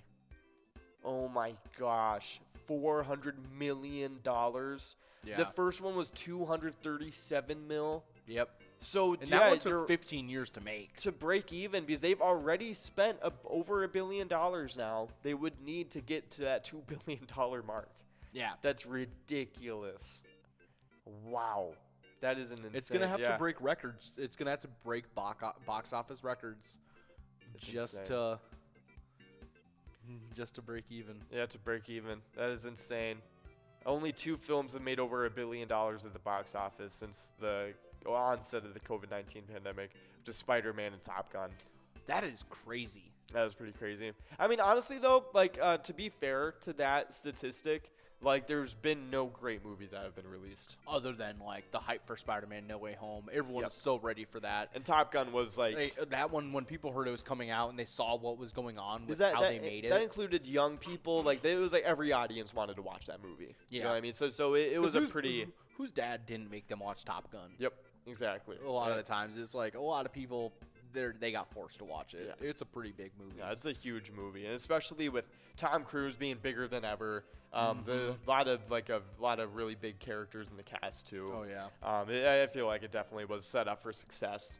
But yeah, no, I think since then though, there just haven't really been any great movies. No. Like no insanely good movies. Oh yeah, Ben checking in saying Batman was good. I agree. But I actually expected the Batman to make almost $1 billion maybe. How much did the Batman gross? Yeah, because maybe they just haven't made $1 billion yet. Because this is since the onset of the pandemic, so it's like Spider-Man and Top Gun have both had pretty decent amount. Yeah, so far $770.8 million. Yeah, and I guess like they do like little like showings like at local theaters and stuff like that every once in a while. So yeah, I don't know if that will ever hit $1 billion though. No. Yeah. But you know what? They did good. It was a good movie. But we do have Annie over at Finlayson Municipal Bar taking away that prize. Nice job to you. But hey, we still have that minor, $155 and 60 balls or less to win. Try and get enrolled to try and get a chance at that one. Definitely worth trying that one out. But yeah, no, that was definitely a good one. I agree. Batman was good. I would probably put it up there with Spider-Man and Top Gun, to be honest. But other than that, since like the pandemic, nothing that's come out directly in theaters. Because nobody wants to release it in theaters now. Because like people are so hesitant to go to like theaters even now. Yeah, which is understandable. Oh man, I'm gonna be honest. I love going to the movie theaters. So it's like it's hard. It's hard. I'm for not me gonna lie. The second that that movie theaters were like open again, I didn't care about restrictions. I was like. It's like, let me get some of that popcorn. I was like, I don't large care. Bucket of Coke, please. Oh yeah, I don't care if the person in front of me is like under the butter machine or something. No, like I'm going to the. This I'm is going to the normal. I movies. was used to this before the Yeah, pandemic. like listen, I had to used to like pry my feet off of the floors to get it out. So like honestly, if they're cleaning a little more, like all I got to do is wear a mask, and now I don't have sticky floors at my theater anymore. Like okay, I'll take it. Like I'll take it, I guess. I just clean like bathrooms for the first time ever. The mask is pleated, so you just put a little hole right here, pull it back down, and then for the straw. Yep, exactly. For like another bigger hole for snacks. Yep. It's just a massive. You could just have snacks already chilling in there, like Skittles. That's or what something. I do. I close it on this end. You open it up and just pour it in like a fish bowl. And then after you can just kind of lick them out. You know what I mean? Yep. Yeah, 100%. I agree. So you could like just pull a Patrick, just vacuum them. Yep. Yeah, 100%. Yeah. No, all good ideas here. Oh yeah. But you could do all of those things and more at the new premiere of Avatar 2. Exactly. Do you plan on maybe trying to watch that? Oh yeah. It's one of those things where it's like I kind of as an American I have a duty. You know what I mean? It's like when a new Transformers movie comes out. Yes. It's like I kind of have to watch any new it. Michael Bay film that comes out, I have to. I know. I feel like a chip just gets like. Yeah, exactly. Like Sleeper Agent. Like Yeah. ask any new Indiana Jones movie. Any that like comes out. James Cameron, Michael Bay. If it doesn't have Harrison Ford in it, though, I have no obligation. No obligation at all. Although I am excited for the new Indiana Jones movie. True. Oh, he's gonna be in it though. Yeah, he is. And if it had no Harrison Ford, he's never dropping that role. No, He I don't want him to. He wouldn't drop Han Solo. I mean, he didn't like being Han Solo that much. But Indiana Jones is like his. That's his. It's like his solo thing. You know what I mean? It's Yeah. popular because of him. You know what I mean? Exactly. Like, so it's like I will. He hand felt that like to he was him. like along for the ride for Star Wars. Yeah, I understand. Exactly. It was kind of like a group effort kind of thing. Yeah. Like a lot of people's favorite characters were like Luke or Leia or like C-3PO or other people.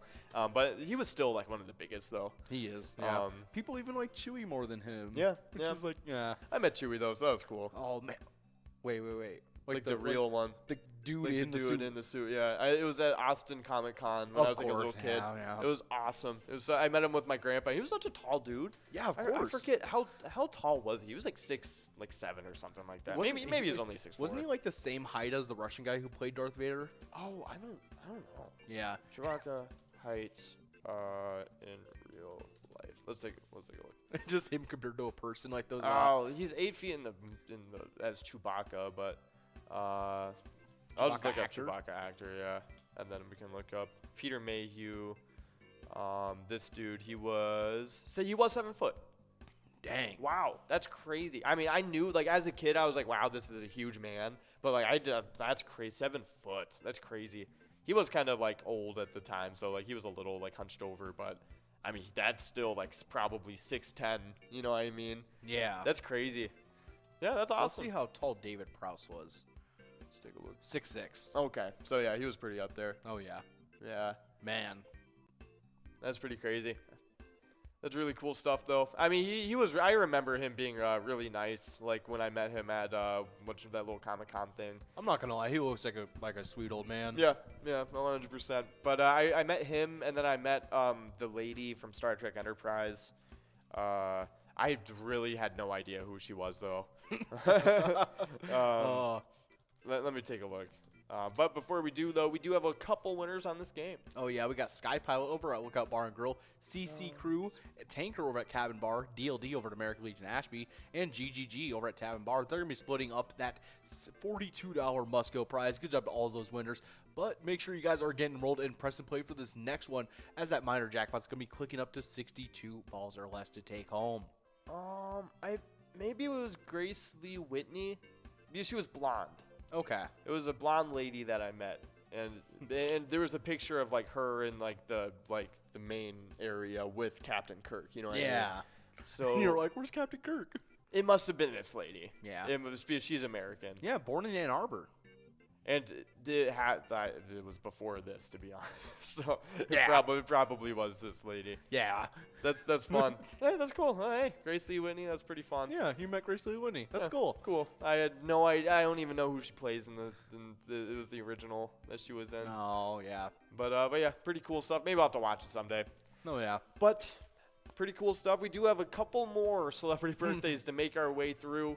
And happy birthday to Chadwick Boseman, though. That's a really big one. Oh, yeah. So definitely really cool stuff. Have you seen the second Black Panther yet? No, I haven't. I really want to go. No, I really want to go, too. I haven't been able to watch it. Just because I've been doing so much crap recently, I feel like. And then I even have, I have a friend that wants me to help him move on Saturday. And I'm just like, yeah, I wanted to do nothing on Saturday. Yeah, it's one of those things, yeah, for real. It's just like, no, actually, I can't, man. I'm doing nothing. Absolutely nothing. I wish that was, a valid response. For real. It's like, no, I would like feel to like just it should sit be. and just, As adults, I feel like we should all understand that is a valid response. Yeah, that really is. Because if someone told me, it's like, hey, listen, I've been doing a lot, and I want to just do nothing. Yeah, I'd be like, listen, I understand you. You go for it. Exactly. You have a chance to do nothing at all. Yeah. Go for nothing at all. It's a great day. That's that's the best is when you just sit around. Yeah. Ooh. No, I agree. Especially, after you've been busy for a little bit. You know what I mean? You kind of get back to the relaxation. That, recharge. Yep. No, it's great. It's great. So definitely, yeah, I would definitely say take that chance whenever you can. Oh, yeah. And make up lies. I don't care.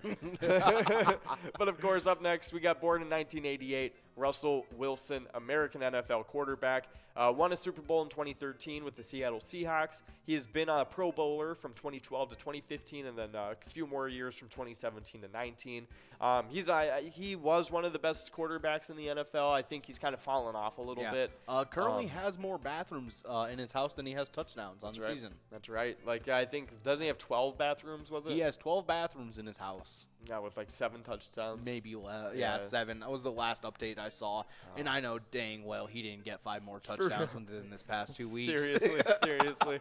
No, it's crazy. Russell I feel Wilson, bad saying it, but no, they have the worst offense in the NFL with Russell Wilson.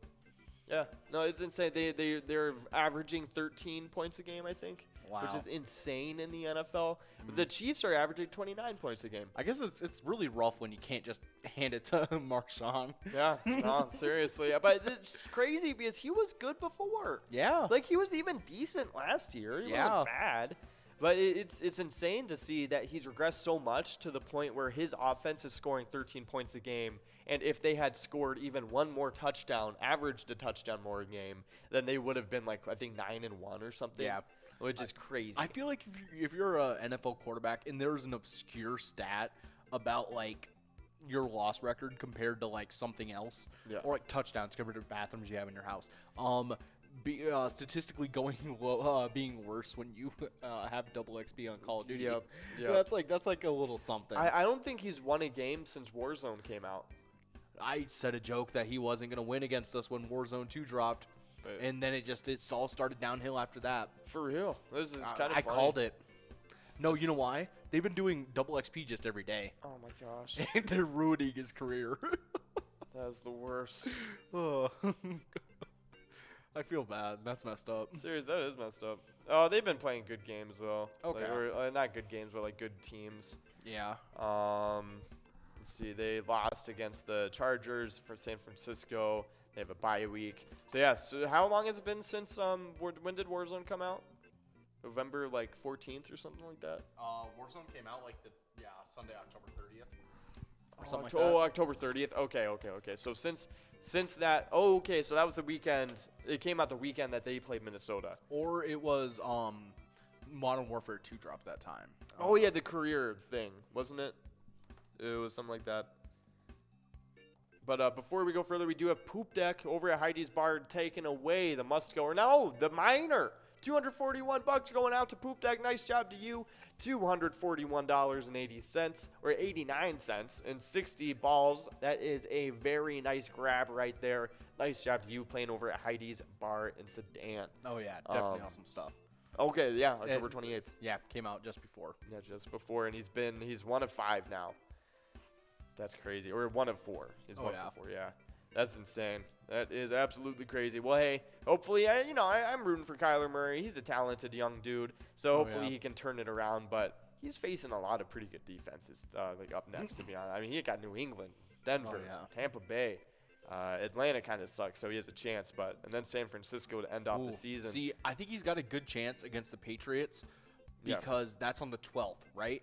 But then on the 14th, the season 1 halfway point comes out, and we get a new assault rifle. Dang. Okay. So yeah, that's tough for them. Yeah, Denver's getting the dub. Very true. Yeah. Very true. But, it's crazy. because everybody was expecting Arizona and the Rams to be like the two best teams in the NFC West. It's sad to see the Rams. Yeah, I'm not as a Lions fan.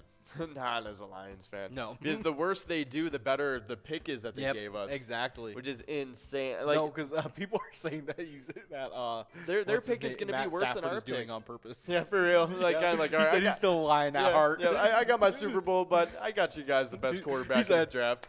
Exactly. This one's for you. This is still repping the 313. Oh, yeah. That's so funny.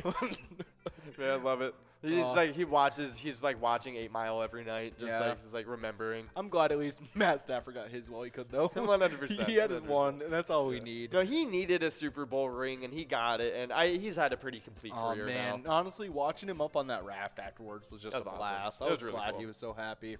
No, like that was definitely the team I wanted to win just because of Matt Stafford. Yeah, I was and, actually very hopeful, and I couldn't believe that it actually happened. No, I agree. And seeing like Odell Beckham Jr. getting a ring was cool too. Yeah, Von even if Miller. he got injured halfway through the game, he still did what he could. Yeah, he got a touchdown. He got a touchdown. He did at the very start. Yeah. Aaron Donald getting a ring was cool. Jalen Ramsey getting a ring was cool. I think there's a lot of talented players that deserved a ring on that team. That was fun to watch, I think. But yeah, pretty cool stuff. Cardinals have been very bad since Warzone came out, so unfortunate. But hey, we got one more celebrity to get into, and it is born in 1993, Stephon Diggs. He's an American NFL football wide receiver from 2015 to the present. Played for the Vikings in the beginning half of his career. Has played for the Bills since we traded him for Justin Jefferson. And it's been a really even trade. I feel like it kind of worked out perfectly for both sides. It was. Both receivers being like top of the class this year. Yeah. Really. Yeah. Honestly, both of them have really just shelled out. Yeah, no, I agree. I think technically Justin Jefferson probably would have been better than Stephon Diggs. I think he's a better receiver for sure than Stephon Diggs. Justin Jefferson's like a freak of nature, though. Because imagine him on the Bills, with Josh Allen throwing to him deep ball every time. Could you imagine if they would have had Stephon and Justin Jefferson For somehow? real. Yeah, or if we would have had both, that would have been crazy. Yeah, somehow working it out. Well, Stephon wanted to leave no matter what, unfortunately. Yeah. But I think, working it out to where they traded other compensation for Stephon Diggs and not that first round pick, that would have been crazy because at that point, I don't know if they would have grabbed Justin Jefferson. Probably wouldn't have grabbed Justin Jefferson. It would have been a smart choice, though. Yeah, it would have. Yeah. But, of course, happy birthday to Stephon Diggs. He was responsible for the Minneapolis Miracle, which was one of the most iconic Minnesota plays of all time, obviously. And, one of the best receivers that we've had in the franchise history as well. So, really cool stuff. Happy birthday to Stephon Diggs. But speaking of Minnesota sports, we do have a little bit of Timberwolves news to get into. And we are 10 of 11 on the season. It's the worst. It sucks. Oh, yeah. But Tingus Pingus scored a career-high 41 points, including 29 in the first half. And the Washington Wizards beat Minnesota 142 to 127 on Monday night after Timberwolves star Karl Anthony Towns was helped off the court in the third quarter with a right leg injury. Towns grabbed at his leg and went down near midcourt. He was helped off without putting weight on his leg, and the team announced that he only had a right calf strain. So ended up not being a big deal. Really cool to see. It kind of sucked because it was one of those non-contact injuries that happened. So it was seeing it, you're like, wow, did he just tear his ACL? And it's did he just stand wrong and just wrong? End his season just out. So that was a really, I think, crappy situation to be in from a fan's perspective, and especially I'm sure from his own perspective too. It was sucked just waiting really scary to find out. Yeah.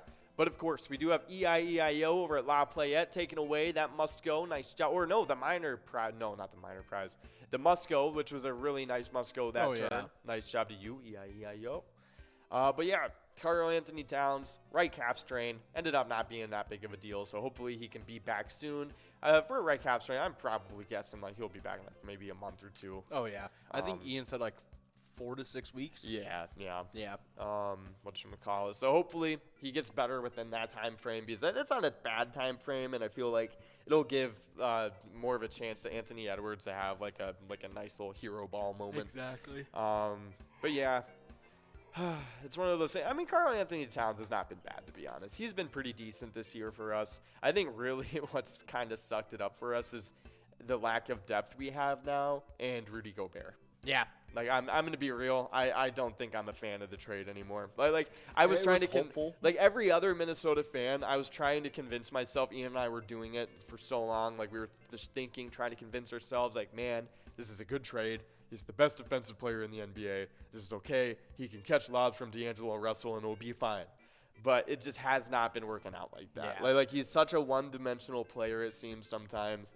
And it's just like, I don't know if our team can fit with that kind of player. No. You know, and it's just like, especially considering we gave up Malik Beasley, who right now is second in the league in three-pointers made. Malik Beasley's going crazy. He is going insane. He's going crazy. Walker Kessler, he was the first-round pick for that we traded for Rudy Gobert. He's ended up being basically the same player, but like just cheaper and requires less playing time, which is like really cool.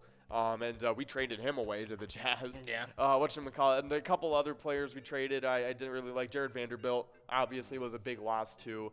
And it's just one of those things where it's like, now that we're kind of getting to this point, I feel like we might have been better off without the trade. Yeah, maybe a little bamboozled, if you will. I feel like maybe we should have picked up not Bradley Beal. Like, I don't know. Like, I feel like we would have been better off picking up somebody more offensive oriented. Yeah. And it's just like, I don't know. But hindsight's 2020. Right now, all we can do is just try and work with the team we have and try and get better.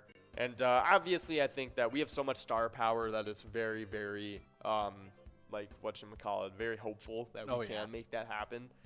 But yeah, other than that, not too much stuff going on with the Minnesota Timberwolves. But yeah, let's see. Out indefinitely. Okay, yeah, at least 4 weeks with the calf strain. Yeah, it's not too bad. But of course, hopefully Karl Anthony Towns gets better, and hopefully Anthony Edwards has a really nice slew of games while he's out to kind of carry us through this time. But tomorrow we have that game against the Grizzlies, which is always such a fun matchup to watch. To be honest, I feel like they have their own little rivalry going on. Yeah, they're like so similar. Yeah, no, they're like two young teams just stacked with talent. The Grizzlies obviously have a leg up with their star John Morant still being in, and Karl Anthony Towns being out. But it's going to be on tomorrow at 7 p.m. It's going to be a really fun matchup, so definitely tune in if you can. Honestly, I might watch this one, to be honest, because it's always a fun game whenever they match up with each other. There's not too many regular season games I would actually stop my day today to watch. Exactly. It's kind of when you get – there's only certain times when it gets into playoffs or even with college ball when it gets into the March Madness. I almost forgot. Yeah. I was like, it starts with a month. Yeah, no, March Madness. But yeah, that one goes crazy every year, though. Even I almost make a bracket every year. Every year I get talked into it. Oh my gosh. I was thinking of other months and names that you could associate with them. And I went to April and I was like, oh gosh. If I would have said the April Madness, I probably I would have left after you said, it's March Madness. I was thinking of just alternate names for March Madness if they were in different months, and I made up one for April in my head. And I was like, I'm so sad I can't say it on stream because it's really funny to me. Oh, yeah. but of course, Timberwolves news looking pretty okay. Karl Anthony Towns not really that out of whack, but of course, next game against the Grizzlies is going to be a fun one. But we do have some Twiking Zone standings to get into. I'll let you take it away. This, of course, is what you guys earn every day from 12 to 1 during that lunch hour standings. But I will actually, before we do, we actually are at 62. Okay, I thought we were frozen for a second, to be honest. But there it is. We do have the winner for this one. Disc golfer over at VFW Blaine taking it away, $29.20. Nice job to you. But for this next game, we are going to be taking a quick break, so we will be back with those Twiking Zone standings.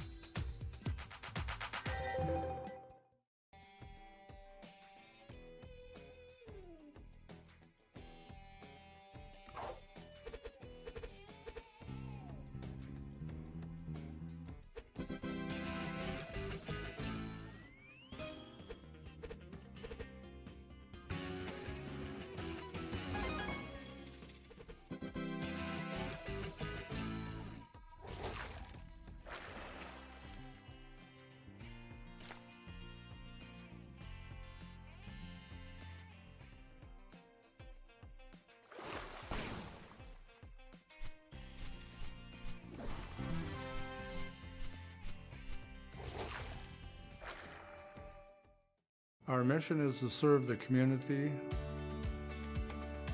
Pilot Games has given us the opportunity to provide those resources and so forth that we need to our schools, to our fire department, to our library, to organizations that help the hungry.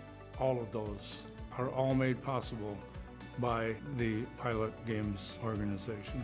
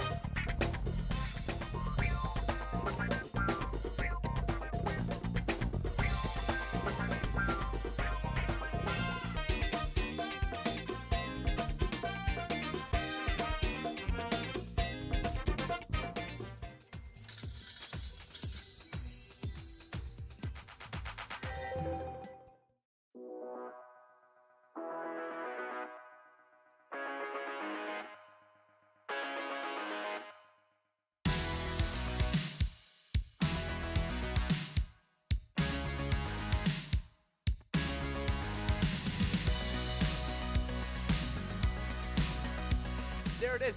53 balls.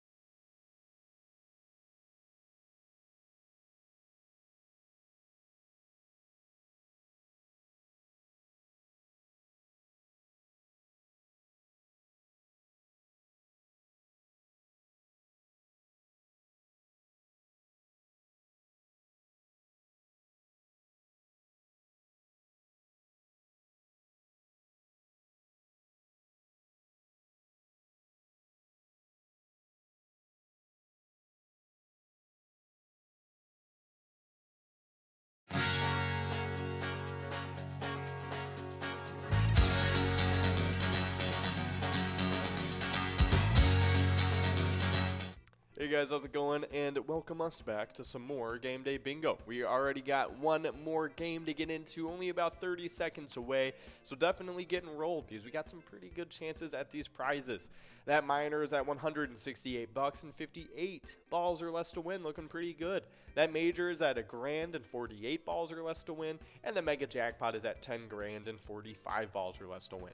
But of course, when we left off, we were talking about the Twiking Zone standings, and I'll get into them really quick and just let you guys know who is in the top 10. Starting it off in 10th place, it is Red over at American Legion Fridley. 9th place is Caribou over at Cooper's Restaurant. 8th place is T-Bone over at Poppers. 7th place is Tez over at Poppers as well. In 6th place, we got Kirby over at VFW Blaine. 5th place is Corky's Bar in South Haven. 4th is Loser Dave over at VFW Spring Lake Park. 3rd place is Nan over at Corky's Bar in South Haven. 2nd is Scrub Eye over at VFW Blaine. And of course, 1st place in a league of their own right now is Mikey Wins over at Floppy Crappy, taking away that throne in 1st place. So nice job to you, Mikey Wins, and the rest of the top 10 players. But those locations are looking pretty good too. Oh yeah, kicking things off in 10th place, we have Lakefront Bar in La Center. 9th is Steve-O's in Crystal. In 8th place, we got Halfley's Bar in Richmond. 7th is Carboni's Pizza CR Billiards in Coon Rapids. In 6th place, we have Our Place on 3rd in Faribault. 5th is VFW Blaine. In 4th place, we have Poppers in Virginia. 3rd is Corky's Bar South Haven. In 2nd, we have American Legion Fridley. And in 1st, with a commanding lead, it's VFW Spring Lake Park. Definitely some awesome stuff. Good job to all of our locations in the top 10 of those Twiking Zone. 100%. Nice job to everybody up in there. But we do have a little bit of stuff to get into regarding some movies that came out on this day in history. And they were both pretty recent movies because the first one was 2012, A Fairly Odd Christmas. So Yeah. it was a Christmas special for Fairly Odd Parents. Yeah. It's pretty cool. Did it come out on, Nickelodeon? Or? I think so. I think it was one of the ones that with Drake Bell in it. I think I saw that. Oh, the live action ones. That's yeah, because like the first one was went in like 2011 with Drake Bell. Here, let me see if I saw this one though. Fairly. I thought I had, but I had only seen the first one where it's him in with Drake Bell. Bell. Yeah. There's like one from 2011 with him in it. Whoa. Oh, I don't think I saw this one. Oh no, I didn't see this one. I saw the trailers for it, but interesting. No, Yeah. there's no way I saw this at all, actually. This is funny. But we do have a winner. It is Louie's mom over at American Legion Gaylord. Nice job to you, Louie's mom. Taking away $40.80 on that must go. Not too shabby. It's a nice last prize to take away. But hey, don't go away too fast because we still got an extra game of Lucky 4 Bingo right after this. And then happy hour will end. And then, like a phoenix rising from the ashes, MegaSota Game Night arises and takes the place for that Skull Bingo tonight. So it will be a lot of great PGL games and opportunities going on, especially that Jackpot Jungle Grand Finale coming to you guys tonight. We're $50,000 on the line for that one and 54 balls or less to win. So definitely take note of that. But then you do have a little bit of Skull Bingo happening in before, for about 40 minutes. So be sure to get a chance at those ones as well. I'm pretty sure the jackpots are actually looking pretty good for Skull Bingo. Oh yeah, over $50,000 on that coverall. Okay. So let's take a look, see what we got brewing. Like Will said, $51,000 in 50 balls or less to win for that coverall prize. The large frame is looking pretty good too. It's always at 43 balls or less to win. It's at $641 right now. And that line prize is over $87 and 10 balls or less to win. And that goes out a pretty decent amount of times during the night. So definitely try and get a chance at those prizes before you get enrolled into some MegaSota Game Night tonight. But of course, we had those movies that came out on this day, and Fairly Odd Christmas was one of them. Fairly Odd Parents kind of movie with Drake Bell. And then the other one that came out was Jinxed, which came out in 2013. And I'm not sure if I saw this one. And it was a kids movie. The Breaker Family's Curse of Never-Ending Bad Luck. Yeah, I don't know. This must Seems be kind of like Holes. It's a Nickelodeon original movie. Interesting. Yeah, that's interesting. Cool. All right. Happy birthday to both those movies. Jinx and the Fairly Odd Christmas. That's an interesting duo. Yeah, that's quite a list. Definitely not the best of the Nickelodeon movies either, or like Disney original ones. I agree. There were some pretty decent ones. But We did talk about those PGL standings earlier, and we're going to get through the top 10 again. I'll start off with these players. In 10th place, we got Keith over at Billy's Rockford. 9th place was Nixon over at VFW Roseville. 8th place was Sarah Honey over at VFW Austin. 7th place was Panda over at Roadside. 6th place was Brizo over at the Underground Bar and Grill. 5th place was Bergar over at Southtown Lanes. 4th place is Devoided over at Roadside. 3rd place is Sloppy over at Malone's Bar and Grill. 2nd place is Chapster over at Moe's. And 1st place is Forget You D over at VFW Austin. So nice job to you guys. But for the locations, I'll let you take away the top 5 of these standings. Oh, yeah. In 5th, we have Cabin Bar Nicolette. 4th is VFW Northfield. In 3rd, we have Friendly Buffalo in Big Lake. 2nd is Poppers in Virginia. And in 1st, we got Howie Sports Bar and Grill in St. Cloud. Okay, nice job to you guys getting into those standings, players and locations alike. But we do have a great player spotlight to get into, and this week it is Sven over at River City Extreme, taking away $56,909 on that one, earning that player spotlight very well. Nice job to you, Sven, taking away that jackpot. But when they won that jackpot, they were supporting a great charity over at the River City Extreme, and that is the Community Charities of Minnesota. Their mission statement is to provide benefits to youth, disabled persons, and other charitable events, so making an all-around great charity. Yeah. So really cool stuff. Nice job to you, Sven, for winning that jackpot and supporting your community. That's really, really cool stuff. It's what we're all about here at Pilot Games, is jackpots and charity. Oh, yeah. But of course, we do have players racing to get this must-go prize since we were not able to give out those jackpots. But hey, $9, not too shabby for a must-go on this game. But we got Big J, Falala, Tanya, and Kelly A over at McPeach Sports Bar and Grill taking away that must-go at $9. And we got 8, 11, 64, and 65 for your 4 lucky numbers. So be paying attention to those numbers. And of course, in the meantime, as you guys all know, whenever you guys play Pilot Games, your community wins. Have a nice night and a nice MegaSota game night.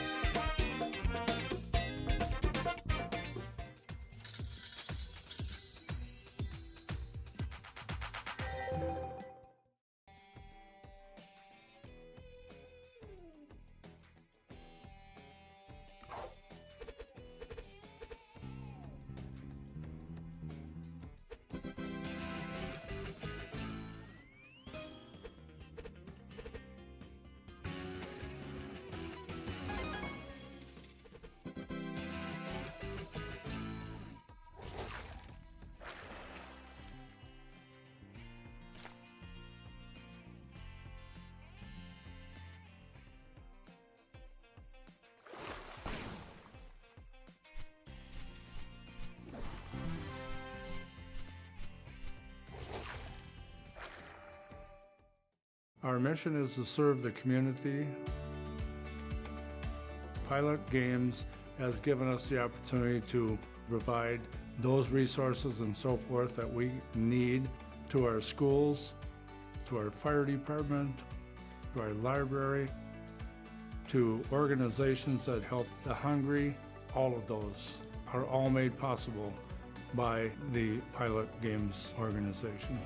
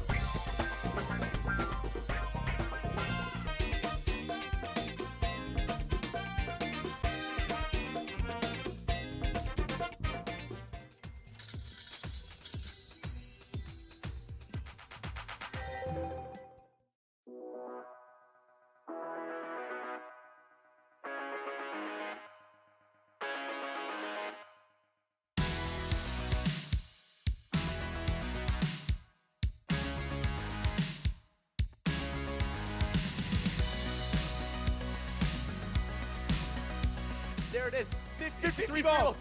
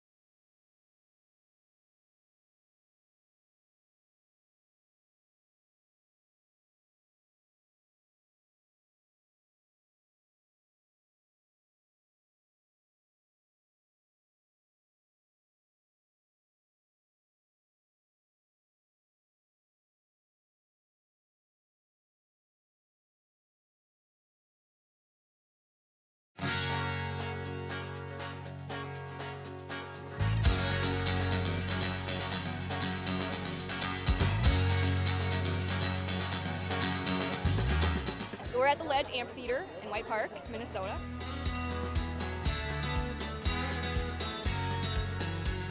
I saw the Blues Brothers 2 years ago with these guys. Blues Brothers 2 years ago was a lot of fun. Prior to that, it was the Beach Boys, and with John Stamos, it was awesome. I have never been to a PyCon event before. This is my first time, and I am loving it.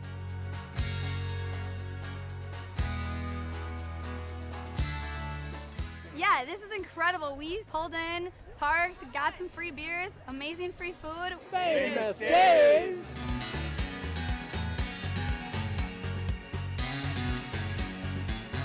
Hey everyone, Famous Dave here, smoking up the best ribs in America.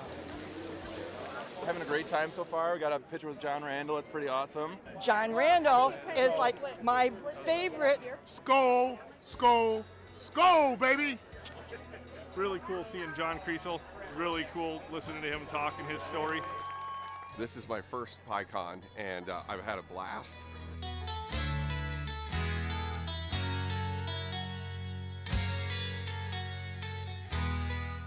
Willie is my favorite. I'm excited for Willie Nelson.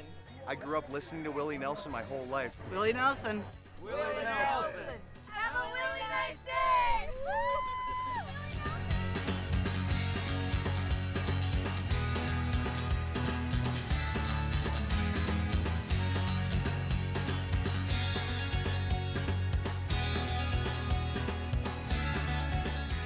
The entertainment, the people watching, cocktails, t-shirts. Drink and eat and be with everybody. Fabulous experience. Either way, I don't know why you would miss this. That's all I gotta say. He said we're making sure to come every year. Get your butt here, man. Get your butt here.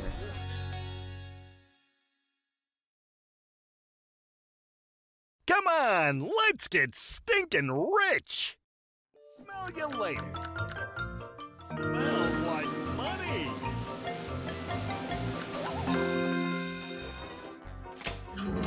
Five free plays awarded!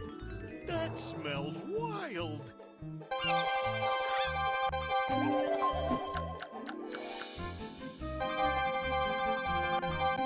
It doesn't get any better than that! Smells like a big one!